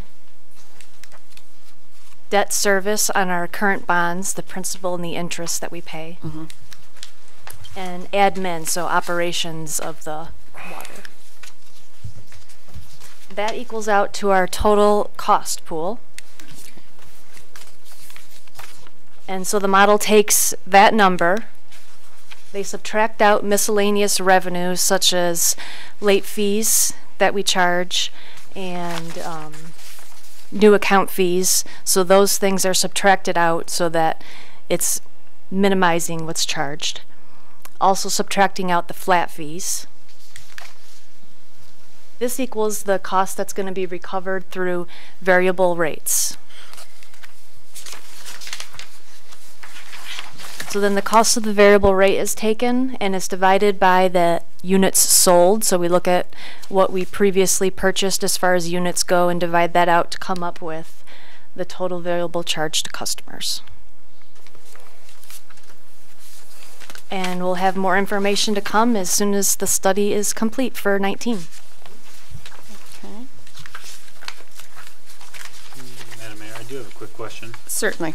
With the factoring of utility rates on the water and sewer, does the delinquent bills have any effect on the new water rates? No. Thank you. Okay. Any other questions? I do. Yes. Ms. Sample, we had got a communique from the city manager indicating that approximately nearly $600,000 delinquencies in water bills. Can you give us an update soon as far as how, since the cutoff happened, how much that has decreased? Sure. Thank you. That was a lot. Yeah. I'm sorry? Through the mayor? Yes. That was less than 500,000. It wasn't 600. It was like 499. The email I got was like 568,000. 499 was what we sent. Yeah. Okay. Just. Okay. Okay. Any other any questions at all for Ms. Sample? No? Okay, we'll receive and file then. Oh, yes. Yes.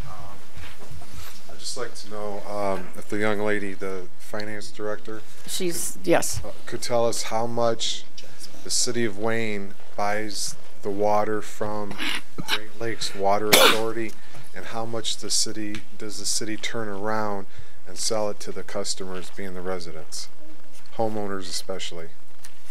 Because I know a markup, I'm just trying to find out how much. Okay. She can have that information at the next council meeting then, because I'm sure it's not in your head right now. Mayor O? Yes. There's no markup. There is no markup, okay. Yeah.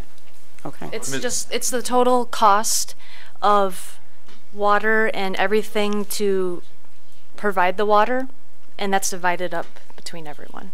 Okay. So there's no income for us that goes anywhere besides in the water. Okay. All right. Thank you. How much are we buying it? That number I can give you next time. I don't have that number. That's a contract that we have with GLWA, right? Mayor I don't know if we have a contract, but I can get the amounts. Okay. Yes. And through the chair, I just want to ask Ms. Sample, thank you for giving us this information. Can you also provide us with how the delinquency water bills are handled, and maybe take a look at a review of how we do handle them? Yeah, we have a policy, so I can bring Yep. that. And maybe we need to look at that to maybe review it and see if we can make some improvements. Okay. Okay. You did get the ones I sent out to you? Yes, I did. Okay, all right. So you just And want maybe take it to be some- reviewed? Okay. In addition, possibly compare them to communities, surrounding communities on how they handle the situation as well. Sure. Just get some even base across there. Okay. Okay. All right, receive and file then. Thank you very much. The next item is item 7, general items for consideration. Item 7A is to approve a resolution regarding the 2017 special assessment roll and call a public hearing for April 17th, 2018 at 8 p.m. Move to approve. Support. Okay, it's been moved by Mayor Pro Tem Miller and supported by Councilman Porter. Porter, okay. All in favor? Aye. Opposed? Motion carries. Next item is item 7B. This is to approve an agreement with the Michigan Humane Society for services in 2018. Move approval. Support. It's been moved by Councilman Racy, supported by Councilman Webster. Do you wish to give us any information, Chief? Good evening again, Mayor, members of City Council. This is our yearly agreement with the Michigan Humane Society. The only change from the prior year is the fee increased from $35 to $55 per day outside of the scope of the agreement. As you remember, we did recently raise our rates regarding our animal control to accommodate some of these raises here for the Michigan Humane Society. So I recommend the approval of this. Okay. Yes. Ma'am. Questions? Do we need a motion first? We have one. Okay, sorry. Yep. I was talking to the city manager, I apologize. I know that I think it was Councilman Porter last year, we were asking, is this the cheapest possible venue to service this, what we need to do with this? Yes. Because is this required that we do this? Yes, we need to have this option to take animals that are outside of our shelter. Our shelter can handle some long-term quarantines, things like that, but there are, once our strays go past the mandated hold time, if they're not claimed a certain amount of time, they go to the Humane Society. Thank you. Yes. Okay. Any other questions? All in favor? Aye. Opposed? Motion carries. Thank you, Chief. Item 7C is to approve a police mutual aid agreement. Move approval. Support. Been moved by Councilman Racy, supported by Councilman Sanders for the police mutual aid agreement. Any questions for the chief? Yes. Could you provide us with, I'm sorry. Yes. Could you just provide us some information on this item? Yes. Thank you.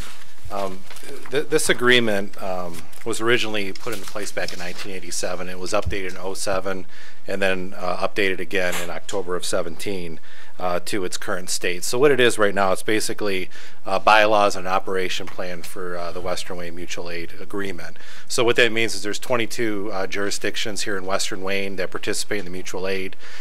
So to give you a good example of the way this works is that if a city has a major or critical incident, say a good example is maybe a protest or something where a city is going to stress their resources to be able to police that event, we're able to activate the Western Wayne Mutual Aid Agreement through this to get additional resources and to help us.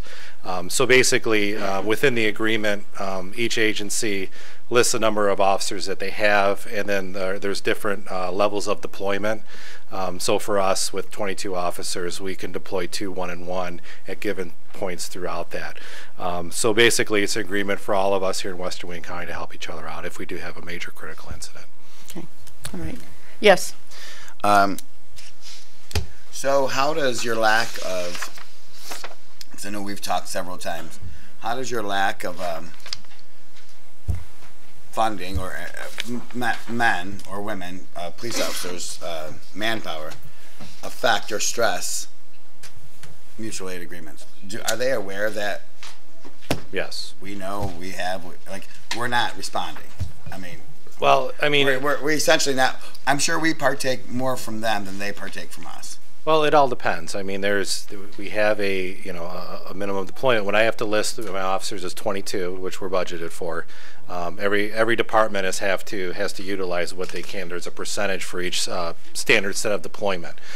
So if another agency has an issue, the way it works is we're given fair warning before that, so I can arrange for overtime and things like that to get guys in. But if we're having major issues here and I can't deploy, then I just can't. But we try to do what we can. There's not a reimbursement. If another agency comes in to help us, we're not reimbursing them. So we try to trade the favors as much as we can. Thank you so much. Any other questions? No? Okay. All in favor? Aye. Opposed? Motion carries. Thank you, Chief. Thank you. Item 7D is to approve the acceptance of the financially distressed cities, villages, and townships FDCVT grant with the state of Michigan in the amount of $190,968 for the purchase of a new ambulance. Move approval. Support. Okay, it's been moved by Councilman Sanders, supported by Mayor Pro Tem Miller. Do we have any questions for the chief? Yes. Okay. Not necessarily about this grant, but could you, at the next meeting, perhaps get to the council, or before if possible, how much of the fire department is basically running on grants? Okay, yeah. Yep. Because I know we're running on SAFER. We're getting this. Yes. And so we, going into the budget situation, what our shortfall would be if we didn't have grants. Okay. And Mayor Rowe? Yes. May I also add to his inquiry is a timeline of when these grants do expire and fall off. Okay. Yep, we can provide that. I appreciate that. Thank you. Yep, no problem. The reason The only reason I ask that is because with the current climate in Washington, and SAFER grants are federally funded, it concerns me. Okay. Okay. I got a question. Can you just tell us what our current staffing level is? Because I thought we lost the SAFER grant person recently. We've lost several. That's It's all. basically a revolving door, which is common in the area. Unfortunately, it's not just a Wayne issue. A lot of departments are hiring locally that are non-SAFER funded departments or just full-time positions. And regionally, we're seeing a shortage in paramedics. So right now, we're 4 positions shy on our SAFER grant. So we have a SAFER grant we can't hire Yes. 4 people with. Yes, and it's not limited to just Wayne. So I mean, it is a problem. We keep the application pool open, and just as soon as they come in, they basically leave, or they leave before they actually accept the employment. And that just extends it out further. We have So what happens is, and they answer we can go a little bit in the question on the SAFER timeline. Our SAFER expires, I believe, in October of this year, but we'll have unspent federal dollars because we've had unfilled positions and vacancies. So what happens is about a month before that SAFER grant expires, we can ask for an extension, and typically they can approve you for an extension to facilitate the spending of that money. I'll give you an example. In Westland, we got an extension for 8 months. If you're unable during that 8-month period to still fill positions, you can ask for a second grant, but it's very difficult to get the second grant. FEMA basically just at that point takes their money back. We wish they gave it to the city because they had committed it to that resource, but they don't. Yeah. Okay. Thank you so much. So we won't know until about a month out exactly where we're at financially to ask for how long of an extension we can get. Okay. Thanks. Okay. Any other questions? No? I have 2. Yes. So I see that we're going to sell the older rig. Yes. Do we know how soon we're going to list that to be sold? Well, we have to go through the process to see what Wayne's process is to get rid of that, whether it has to go through Mitten or it has to go through whether we can sell it through like Brindley sales like we did the fire truck. Typically, we don't get a lot for those, but once we get approval and we order the new rescue, they typically take about 3 months to come in, so we wouldn't want to get rid of any of our backup rescues until we actually have the new vehicle. And you said it takes about 3 months for the new rescue to come in. How soon are we going to place that order in? Yeah, what we're bringing to you tonight is we're already working with the vendor. What happens is Farmington Hills has a consortium where they do state bid pricing, which obviously gets us around the bid process. They have the truck. The state bid pricing has the truck that we want. It's a very reliable truck. It's built on an F450 frame. It's an upgraded chassis from what we're having issues with now with the 2015 that we have. it falls into the ballpark of the $190,000 that was approved. We just need the commitment tonight that, yes, you'll accept the grant, and then we can move forward, and then we'll bring the actual purchase price to council for approval. And that can be done relatively quickly. We have a vendor that we work with. It's state bid pricing, so it's pretty streamlined. Okay. All right. Any other questions? All right. It has been moved by Mayor Pro Tem Miller. I'm sorry, Councilman Sanders, supported by Mayor Pro Tem Miller, to accept the grant that we've been awarded. All in favor? Aye. Opposed? Motion carries. Thank you, Chief. Yeah, thank you very much. Mm-hmm. The next item is item 7E. This is to approve a settlement agreement with the Supervisors Association. Motion to approve. Support. It's been moved by Councilman Porter, supported by Councilman Webster. Any discussion or questions? Yes. Yes. Not about this, but it revolves this. Is it appropriate, I guess I should ask the city attorney if I could, to indicate for the purpose of transparency that this was, I don't want to say it, is it that this was one of the items, because often we get questioned, like, what are you going to closed session for? Blah, blah, blah. What are you going to closed session for? And we can't speak about what we go into closed session for. But after the fact, once it's on the agenda, can we put on the agenda, as a reference so people understand that this was the item discussed in a particular closed session agenda date? No. Okay. No. We can generally say that labor negotiations can be discussed in closed session, but to reference on what date at what closed session would not be allowable. Okay. Thank you. I didn't know if I should have said that. I apologize. Thank you. I'm just trying to add, because we get a lot of questions like that, and I just thought if we put it on the agenda listed like blah, blah, blah, discuss that closed session on such a date, that's why. I apologize. Okay. All in favor? Aye. Opposed? You have a question? Yes. Sorry. Did I get myself in trouble? Robert Sherlin, the settlement agreement. Is this costing us money?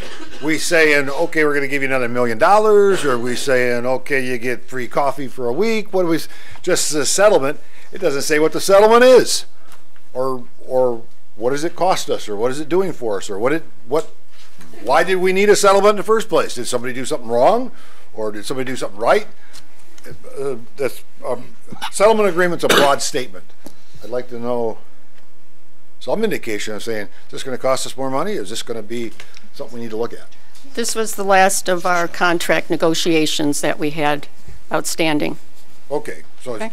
Mayor, yes. May I ask? Yes. We can summarize the terms. We've done Okay. it on all the other contracts. Okay. Would you All like right. me to do that? Please do that. Okay, Mr. Sherlin, sure. Through the chair, this is one of our union agreements. We've been working with our unions on changes to their agreements for the last couple of years. And basically what this one is we have 5 in this association, and what we did is we worked on a reduced multiplier, paying more towards health care, and so basically it's everything we've been doing across the board. So this particular group went from they lowered their multiplier, which is their pension multiplier, to 2.25. They're paying 22.5% towards health care, up from 20%, and then they're paying an additional 3% towards their pension, so they went from 7 to 10%. So renegotiated of contract. That is correct, sir. Yeah. Okay. Yes, sir. You said that. Okay, sure. Thank you, Mayor. All in favor? Aye. Opposed? Motion carries. Thank you. The next item is item 7G. This is to approve the 2018 weed cutting fees. Wish of council? Motion to approve. Support. It's been moved by Councilman Porter, supported by Councilman Webster. Are there any questions or discussion for Mr. Byton? Okay. All in favor? Aye. Opposed? Motion carries. Thank you. The next item is item 8, administration reports. Just through the chair, just a few tonight. If I can, just real quick, because I get really, my antennas go up when we talk about grants. with regards to expiration right now, specifically on the fire grants, really the only one, Mayor Pro Tem, that expires right now that we have to keep working on is the SAFER grant. As far as the equipment grants that we get, we spend. So we really don't let them even get close to an expiration. However, for instance, with this particular grant with the state that we just received for the fiscally distressed grant, we have 2 years to spend the money. So but I don't plan on having them hold on to that too long. Now, in instances where we had the LED lighting project, that kind of extension is really helpful because of delays, issues, and other things. And actually, we have till 2021 with that one, but we're getting close to finishing it up. So just to clarify, when we get equipment, we're in such dire need of equipment, we spend that money right away. On the SAFER side, Councilman Sanders, if I may, tracking the SAFER grant, one thing that I will say is that I have been in the ear of our senators, and we have a absent congressional seat right now, but and we even had a committee, one of the committee members from Gary Peters' staff here that deals with Homeland Security and public safety. I complained a lot to them because there's a couple things that really bother me about the grant process. First, on the COPS side, we are competing, well, we could use one right now. We're competing with cities like Detroit, Philadelphia. We're competing with major cities. Where they get 30, we could use one. Where they get 70, we could use one. And that's not fair. And what I've asked them to do is really consider it a tiered system where it's population-based.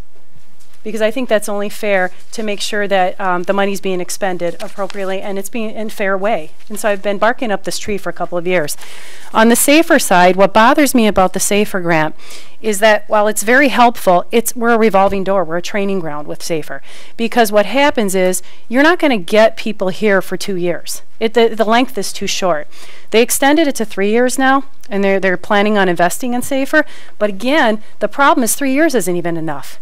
I think between 3 and 5 years, and I think that cities should be able to choose, and certainly the grant writers can tell, or the grant reviewers can tell whether or not a city really needs that staffing, or if they're just, But the problem is that when you actually have only 2 years, they just keep going to another one and another one and another department.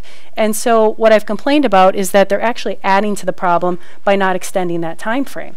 If you have 3 to 5 years, at least you have an opportunity to train them, possibly get through some financial issues, but also through attrition. If people retire, you have that staff there. So I continue to bark up the tree, honestly, for a better term, with the committee in Washington because it irritates me that these smaller communities are not getting a fair shot at this. The reason we were turned down for the COPS grant, as the chief can tell you, is because we don't have enough crime. They compared us to Detroit. That's why. There is no rhyme or reason for that kind of sticking us into that category. It's not fair. So basically, they want you to be distressed before they give you anything. Well, exactly. Or they want to make sure there's a high voter population. Right. Yeah. It's very political. Very political. So. How do you document crime without police? Right, exactly. Well, and that's the thing. So really, they're not looking, they should be looking at the staffing numbers. Right now, the chief and I have gone over this. I think national standards is 34, chief. That's a minimum. We have 21. And that's not enough for them. So based on our population, the average is 34. So we've been really trying hard to try to figure this out, what's going to give here. So I'm not going to give up. I'm going to keep doing this. I did have a chance to talk to Chris Mattis at the CWW meeting that I covered for Mayor Rowe, who works for Gary Peters. And I said, Chris, you're the 15th person I've told. Something's got to give here. We had our fire department in to meet with his staff and our police chief when he had his committee staff person fly in too. So we are working really hard. But it sounds like they're going to continue to invest in those grants as of now. I'm hoping. Yeah, fingers crossed. So thank you for allowing me to clarify that. On a daily basis there. Right, yeah, they're kidding. There's just a couple of announcements I wanted to add because we are partners with these individuals. Maxwell, I know that you had an announcement that you wanted to talk about this evening, so I'm going to have Maxwell, Mayor, come up first. Yes. Good evening, Mayor and members of council. Thank you, Lisa, for yielding some time tonight. I want to talk about our upcoming cleanup day on Earth Day weekend, April 21st. To do that, I'll introduce our amazing project manager, Carol Bavard, to fill you in on the details. All right, we plan a cleanup day for, thank you.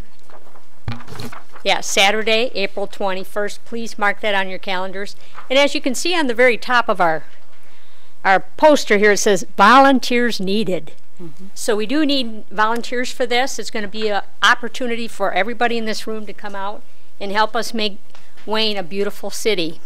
We do this about twice a year. Excuse me, about twice a year. You can register right now at downtownwayne.org or call Wayne Main Street, which is on this poster. You can go to the site and get the number. If you want me to read it, I can. 734-629-6822. And there will be refreshments there, and you also get a free t-shirt. So what more could you want to come out? And there's ample parking, and it's going to be, the tables will be set up right by the court, right over here. So are there any questions about that?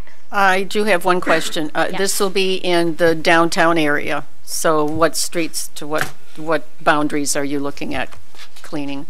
So typically we provide our volunteers with a certain district, but our overall area we'd like to accomplish would be from 2nd Street to essentially the viaduct. And on north and south, we would go from Glenwood. Last year we made it all the way to Haroon Street.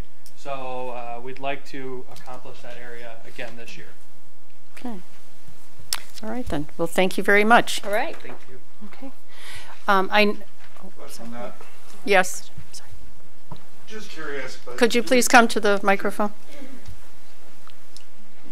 We consistently have these cleanup efforts for downtown, all sorts of things for downtown, but what about the other areas of the city? Do we have any intention to clean up the rest of it, or we're just focusing on downtown? Well, right now it's downtown, but it doesn't stop anybody in an area to set up their own volunteer park day or neighborhood day. I mean, it's up to the point now where it's you people who live in this city who have not, who have refused to pass millages that need to get out there and clean up your neighborhoods, clean up your parks. All right, well, I'll stay in my neighborhood and clean that up then. Thank you. Okay, thank you. Appreciate it. Mayor, the next, and Ali, thank you. I know there's been some questions about hype. There was a couple questions about snow removal. Ali is actually under the weather. I think everybody can see he's not he's struggling. But Ali, thanks for being here tonight. I know that you probably need some more rest, but thank you for coming in to address some of the questions we've had last couple of council meetings. Yeah, my pleasure. I am under the weather, so forgive me. So on February 9th, around 6 p.m., the area experienced probably the largest snowfall of the year, probably over the last couple years at least that I can remember, in one condensed short period of time, and it was about 12 to 16 inches of snow. We had scheduled a daddy-daughter dance at the center that Friday evening, and then we also had a jiu-jitsu tournament Saturday morning, and the snowfall was just a disaster for everything and everybody. Unfortunately, our landscape and snowplow company fell short. Their contract has been terminated since then. Fortunately, we haven't had any snow because we didn't sign a new contract with anyone else. Otherwise, we'd be contacting Ed Queen behind the scenes. No. So I know that this was a serious concern. A lot of residents addressed their concerns to the city council. And to us, a lot of our employees spent endless hours out there shoveling and trying to push people out of the snow when they got stuck. It was just an ugly situation for us to be in, and I wanted to share my appreciation for your patience, and to the residents as well for just being patient with us. That was an experience that we have to learn from. And as you may know, we don't plow the entire parking lot. I mean, we're not that busy on a regular basis for us to do that. So we've provided easements for any busing transportation that cuts through the parking lot, and then we have I believe we counted like 250 parking spots that we use just for our members and our guests, but that weekend proved that we were way off. Especially with the snowfall, people didn't leave the center, they actually stayed for like the 8-hour period, So again, I just wanted to address that concern. I know it was very important to you, and it's important to me. I rolled out of bed just to come here for this. Appreciate you. Madam Mayor. Yep. Yes. I'm sorry that you're not feeling well, but I do have a question. And I wasn't going to ask a question until you said something. You're saying that you don't plow the hole because you're not that busy. Yeah, it's just a budget issue, you know, just to conserve some. I understand that, but and I count Ali as my friend, but I have to say, I'd be remiss if I didn't say, if it's a parking lot, it should be plowed. The entire thing. We've studied other municipalities. You know, I didn't just make this decision abruptly and just decide to say, hey, let's just save money and plow half of it. You know, the reality is, you know, unused parking lot space, you know, necessarily doesn't need to be plowed if it's not being used regularly. You know, we've made sure from our liabilities perspective, they're aware. You know, we plow all the sidewalks. You know, we salt where we need to salt, and we have ample parking, in our opinion, to satisfy. Not to mention, some of the parking lot is just it's in real bad condition. You start plowing it, pavement pieces are gonna just fly off. You know, we'll have our own pothole situation there, which we've already spent a few $1,000s repairing some of the potholes on our existing lot. Any other questions? No? Yes. Yes. Mr. Blackwell. Well, thank you, Mayor. Yes. I'd like to address it since Mr. Syed, I think I said his last name right. Could you? Yeah, there we go. He said about not plowing the entire parking lot. Yes. In the contract, and I'm sure the attorney will agree, it is a legal and binding document. It doesn't say, if it was supposed to be a section of the parking lot, then the contract should have specifically said up to so many spaces or whatever.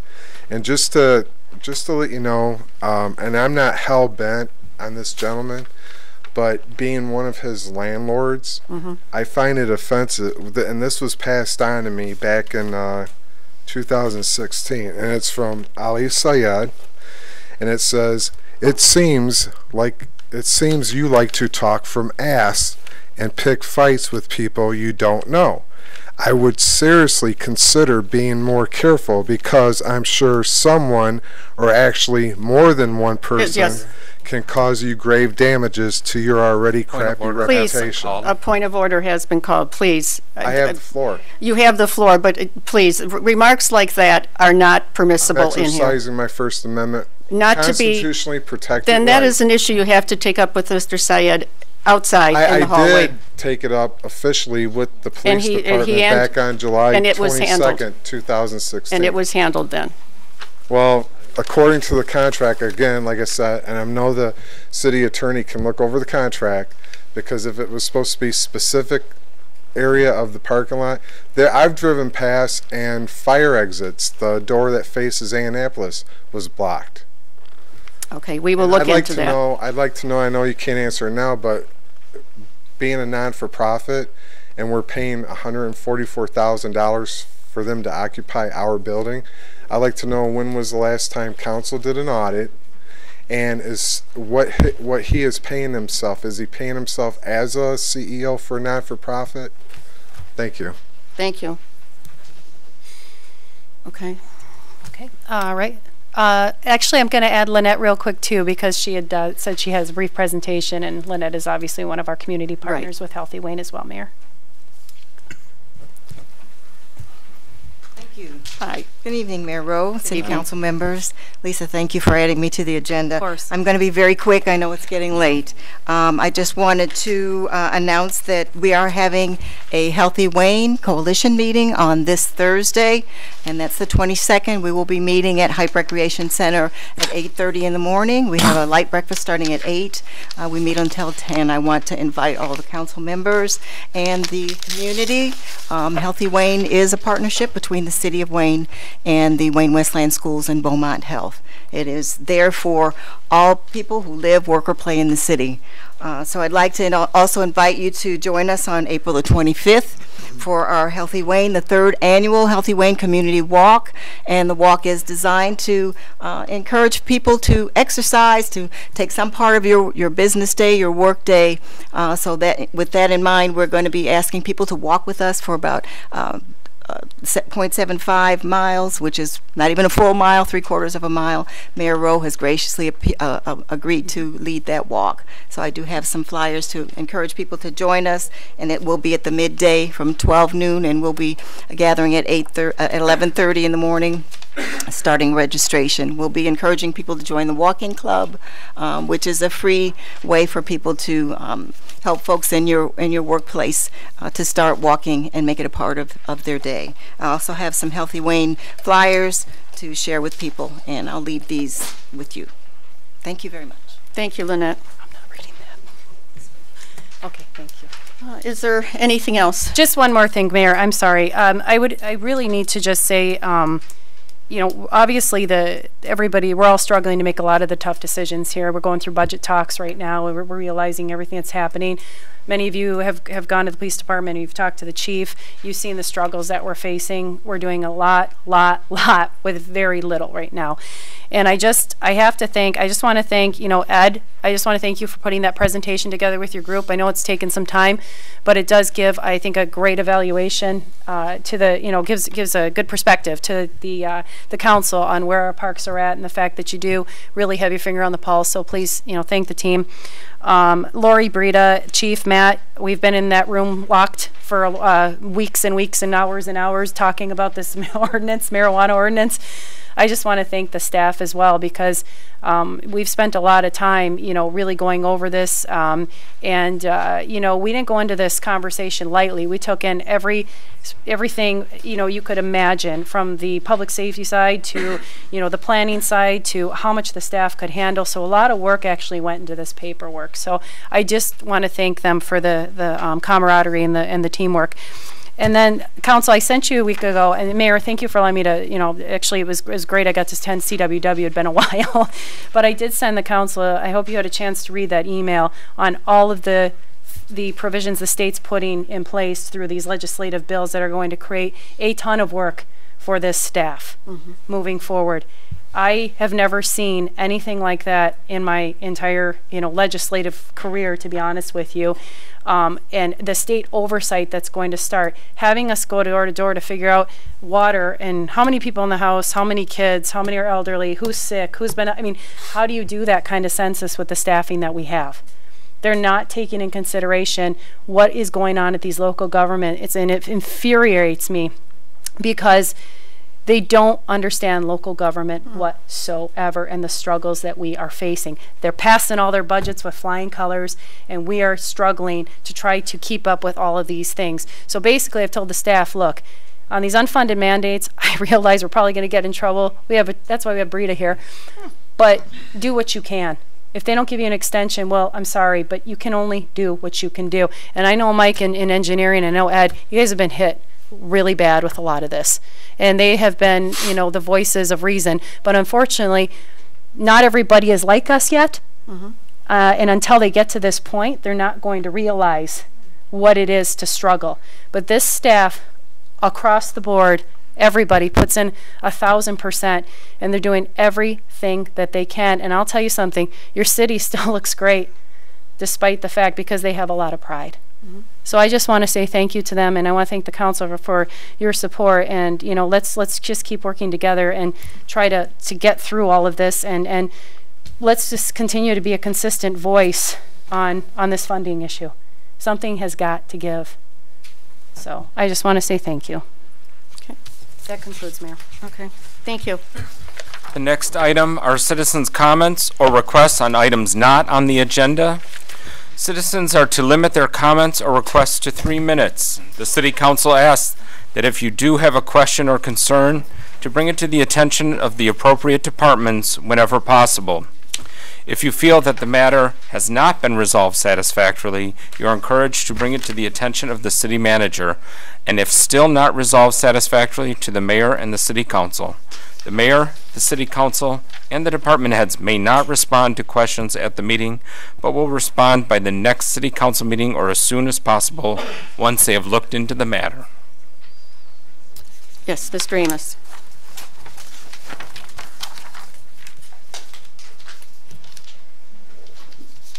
Good evening, Mayor, Council. Good Vern evening. Amos on Stellwagen. I totally resent your comment about voting no on the authority that we need to get out there and clean up. I'll have you know that I've been on every cleanup that this city has had in the last 6 to 7 years, and I definitely will continue to vote no on all your authorities. My other question is, and my main purpose for coming up here is, there was a lot of money collected for the VA memorial.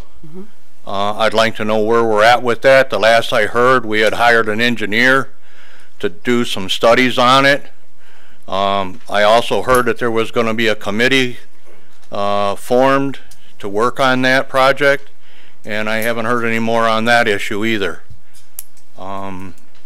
Had a question from the last council meeting on where is the appraisal on the Hype Center, and I'd like to add to that, when does that contract expire? Thank you. Thank you. Okay. All right, anyone else? Yes, Mr. Blackwell. Thank you, Mayor. We are all born ignorant, but one must work hard to remain stupid.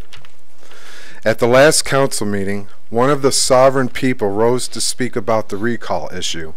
However, I believe you committed a treasonous act against the supreme law of the United States of America, which, by the way, you took the mandatory solemn constitutional oath of office to protect, the First Amendment regarding free speech. I am now going to exercise my natural, inherent, God-given, constitutionally protected right, and I certainly hope that you are not going to trespass on that right as you have historically done in past meetings. All of our elected council meetings, all of our elected council members were required to take the same constitutional oath of office, which represents a valid contract with the people of Wayne. Mayor, it is written in the book of John 15:20, he said, "A servant is not greater than his master. If they persecuted me, they will persecute you also." Another thing concerning the Facebook page, City of Wayne administration. We are the City of Wayne. I'd like to know, who is the city administration in this respect? What gives a single person the right to violate someone's freedom of speech? And through the chair to the city attorney, and I'm doing it properly, if you know, bless you. If you know, Madam Attorney, please tell me the difference between legal and lawful. No response? As I've stated previously, the charter does not mandate that I answer those questions. I am obligated under charter to work for the council at the direction of council with matters that pertain to city business. And I don't see how a single thing, please don't interrupt me, Mr. Blackwell. I don't understand how a single thing that has come out of his mouth in the last 2 minutes and 9 seconds pertains to city business. So I will not be responding to any of his questions without an affirmative vote of council. Thank you. Well, that's, Madam Mayor, that's her opinion, and you know, you never ask a question that you don't know the answer to. Well, I do know the answer, and the answer is legal is statutes and codes. Lawful is unwritten natural law. And you know what, folks? If any of you up there, if you don't like me, that's fine. I might need a couple seconds to recover from that tragedy. Thank you. Thank you. Thank you, Mr. Blackwell. Anyone else? Yes, ma'am. Good evening, Council and Mayor. My name is Kimberly Hill Knott, and I've been given permission to briefly address you. And I'm actually running for Congress in the 13th Congressional District. I worked for John Conyers for over a decade, have worked in the nonprofit sector, environmental justice as the Director of Policy, and also as an entrepreneur. And so my background is workforce development, the environment, particularly environmental justice, and climate change. Okay. And so, thank you. Thank you. Thank you. Anyone else? Yes, Ms. Pride. I was very nicely brought on Facebook. I have a bad throat, sorry. The information on the Facebook was about our historical museum, and it was nice that I could see it live and also could watch it later. But is there any way that some of those things, because not everybody has the ability for technology, but they do have a television, for those items to be played on our government channel, so that the people can see some of those things that they might not be physically able to get out to see. Okay, that was one of the things that I wanted to do. And I'm interested in the cleanup. I too have done many cleanups. And I noticed that some of the cleanups that I was a part of, especially on the south side of Wayne, they would start at Annapolis and would go north, never go south. So I took 5 bags and I went south. Thank you. Anyone else? Yes.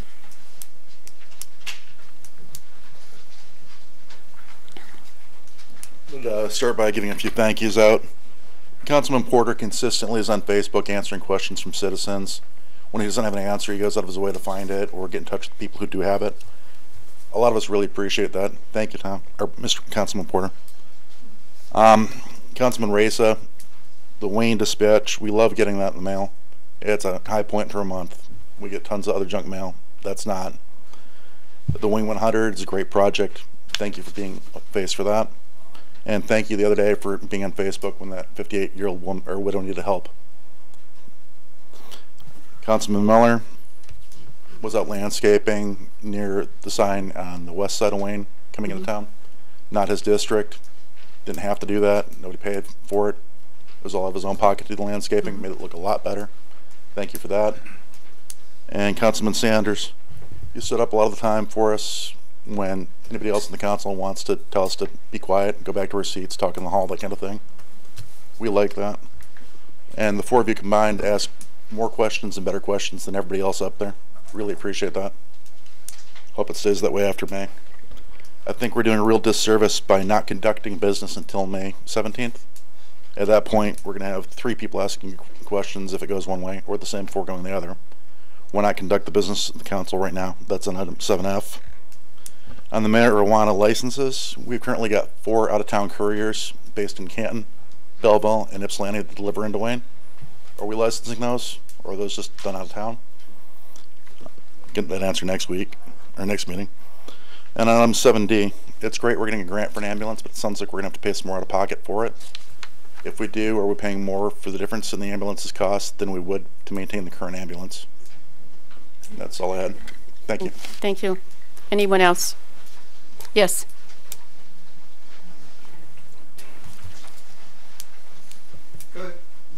Good evening, everybody. Good evening. My name is Ray Shields, work at Community Living Services, and it feels like I'm working and non-working. I'm always busy either. I was up in Lansing. Now, with the authority, I have a handbook that's good for resources, and I gave one to Lisa, one to the police chief, and to the fire department. And I'm going to be passing it out to West City of Westland Police Department. Anyway, I'm very big about mental health, and anyway, I want to talk a little bit about that again. Channel 7, 2020, must have took my, matter of fact, when I went in December, they shared some really good information.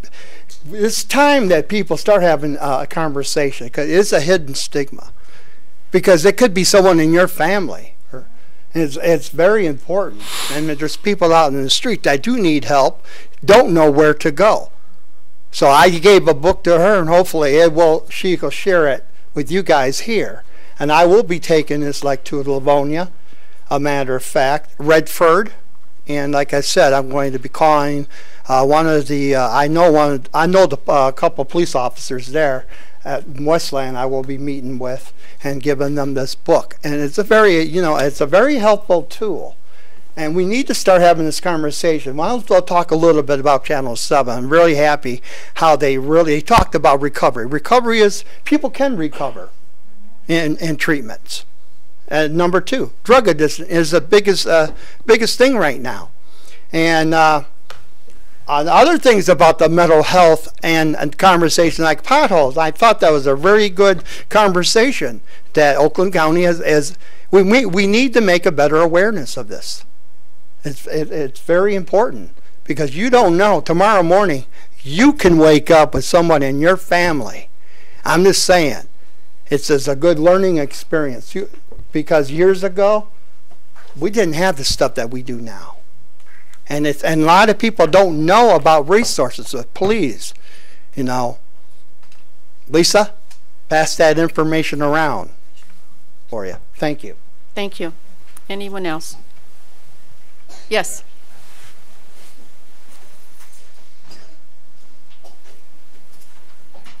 Hi, my name is Blake Perry. I'm from the city of Westlake, and I'm a peer advocate. I work with policy issues on county and state level. So I really admire how Lisa did the meeting. I think that it is very hard for local issues as well as policy issues on the disability side. So I understand the financial issues even when it comes to government and disability. So I just wanted to say it was really nice to be here for the first time, and I want to say hi to Lisa. I think I liked how you handled this meeting. It was really, really nice, and I think that it's like a public policy way. So thank you, and to everybody. Mayor. Thank you. Thank you, Lisa. You're welcome. Thank you. Anyone else? Okay, next item. The next item is item 9, items for the next agenda. Mayor, I have Yes. a couple items. One of them is to help tie in with our cleanup is also to have a proclamation in recognizing Earth Day for April 22nd. That, you know, not only is it for our downtown cleanup, but it's just for our environment and our whole community as well. I think that's a good opportunity of kicking off the first day of spring here. Another thing more importantly, and I know this whole council knows the seriousness and severity that we have at the police department, and I'm wondering if we can begin having some sort of a discussion on what our options are, what we can do. Maybe, let's see, on the meeting of April 17th, and get some dialogue going on how we can address our concerns with our police department. Okay. That's it. Okay. Mayor, yes. I would prefer to have that type of a discussion in a study session. I think it's something that we should be meeting and talking about at a study session level first. Okay. I don't see why we can't be transparent about it at this time. It's not about transparency. This is a business meeting.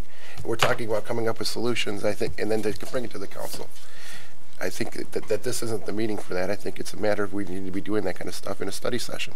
That'd be the appropriate place to talk about it. Then I would suggest what day would be a good day to set up a study session. We had them in the past on Tuesdays that we were not meeting as a council. I didn't want to incur an additional meeting, but if you want, so be it. Could we have it before a meeting? Yep, we could do whatever the council wants. I agree with Councilman Racy. Would it be just the subject of the police? Yes. Yes. Okay. Okay. That would mean meeting at 6:30 on what, the 17th or the 3rd? Yes, now give some time for everyone 17th. to Okay. Put together some thoughts and ideas. Okay. If you could, Do you have if the everybody agenda? here could draft something, some of their concerns or questions, and then give those to the city manager, and she can get materials together with the police chief ahead of time. Okay? We do need a motion and a second in order to call the special meeting for a study session. All right, that would be on the 17th, you said? Yes. Okay. Well, Madam Mayor, then we're out of order because then this is items for the next agenda. Right, but it's a special meeting that they want, so. I understand. You want that on the next agenda then? Then okay, we'll put it on the next agenda. Okay. Right? I mean, Okay, yes. That's fine. Is that all? Yeah. Anyone else? Okay, next item. Next item is the consent calendar. There's one item before you. Wish of council? Receive and file. We do Could I need have a support? motion. Could I have support, please? Support. Okay. Okay. All right. Next item. We do need to vote on that. Oh, yes. It's a Yes. motion by Councilman Racy, supported by Councilman Webster. All in favor? Aye. Opposed? Motion carries. Thank you. Comments from council? We'll start with Mr. Porter, Councilman Porter. I have nothing this evening, thank you. Okay. Councilman Webster?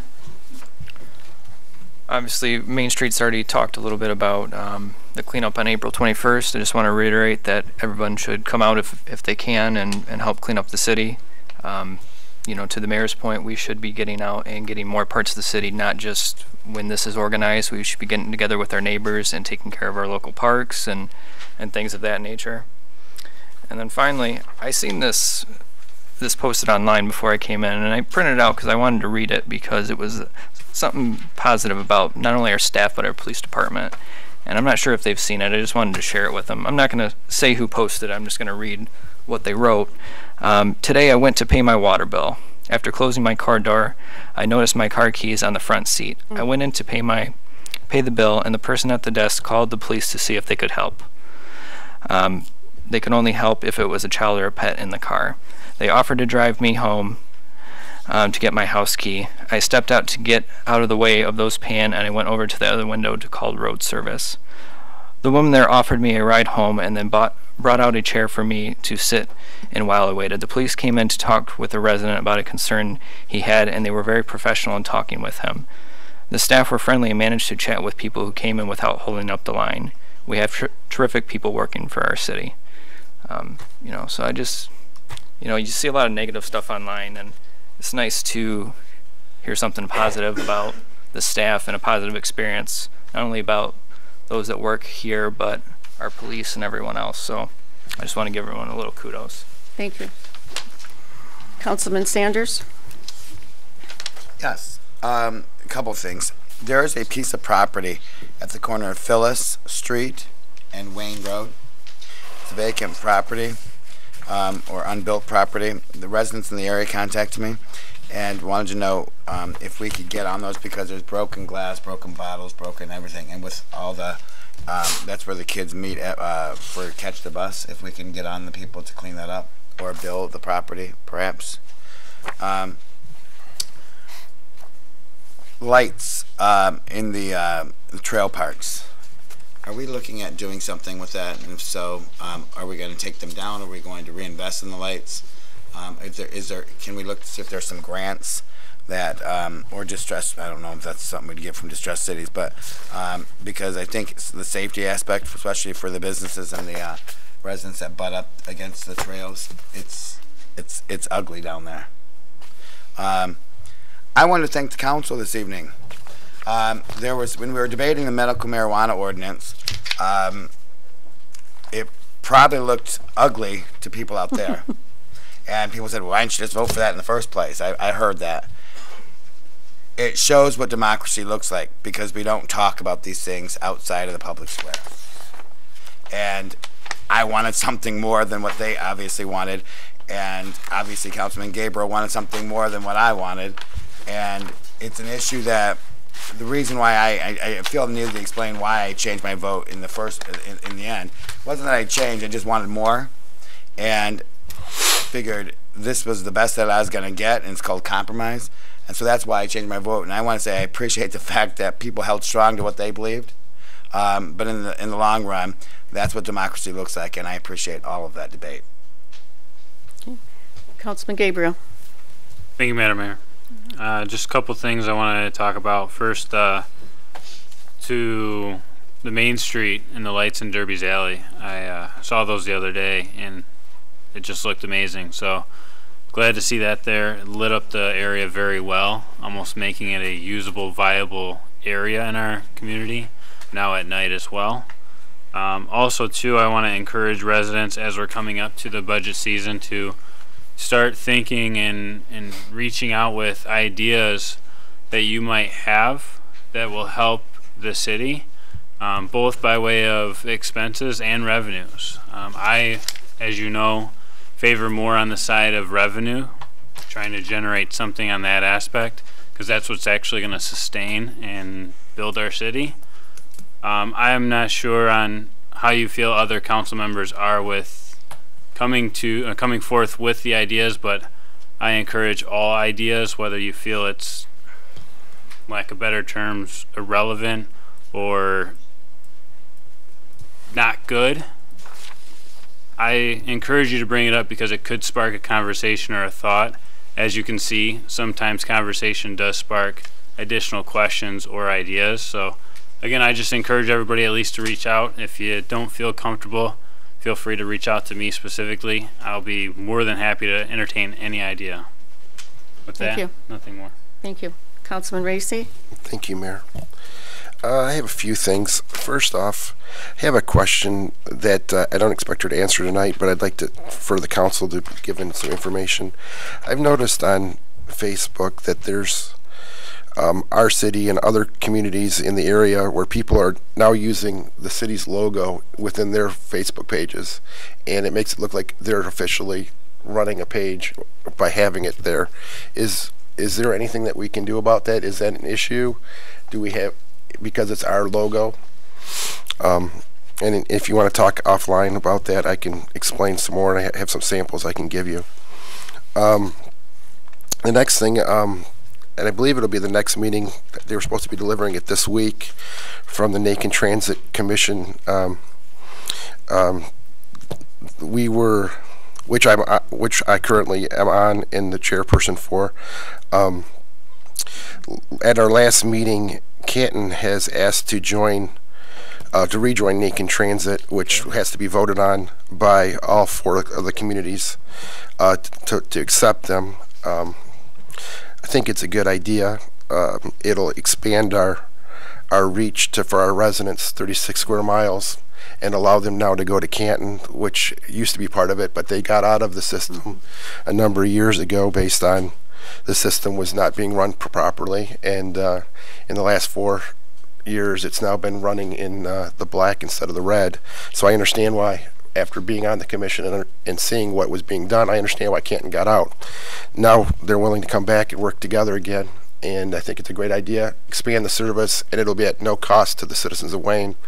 It'll be all on Canton's side, and we'll have to be able to expand that services for our people with disabilities and to our seniors. So look for that in the upcoming meeting. I believe it should be for the April meeting. They're supposed to be delivering something this week. But it's a good thing. And the other thing about Macon Transit, we're running with a fund balance that didn't happen before, over $500,000 that didn't happen before. So it's a system that's working now properly for our citizens. And then the one last thing, it was mentioned, and I figured I won't talk much about it, but there was a situation over the weekend where a resident had called the police, and because of the lack of our manpower, our police aren't able to come right away. And instead of just looking for just waiting, they posted on Facebook and they still needed help.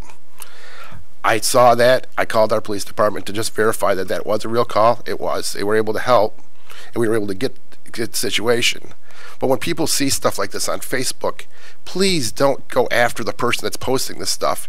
This person got victimized, and then people on Facebook were victimizing him again, and that's so inappropriate to have that kind of stuff happen and dealing with that situation. It was a real situation. It's been handled by our police, but please, when you see something that's serious like that, don't make it worse by saying crappy stuff to people.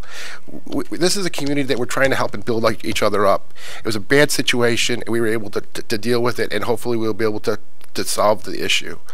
But don't make matters worse when you're on Facebook. Thank you. Madam Mayor, can I ask the councilman a question? No. Okay. Afterwards you can. Thank you. Mayor Pro Tem Miller. Thank you.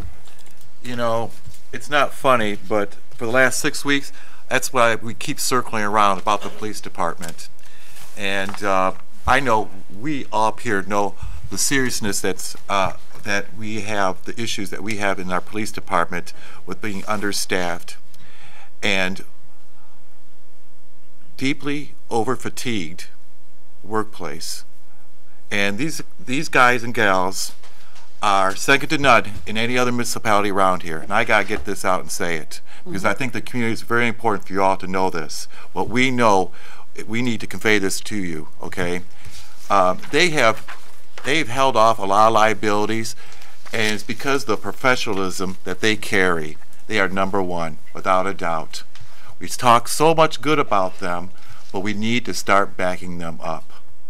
We need to start finding ways of how we are going to support this police department, because we want to be in a community where retired people want to retire in. We want a community where children can go to a safe learning environment. We want young people to raise families in a safe community. And all the pillars that we have in this community, they're standing, and they're all fragile. But the one that's holding all of it up is our police department. We have to stop talking about it and start doing something about it. We cannot allow our safety to dangle in the face of fate.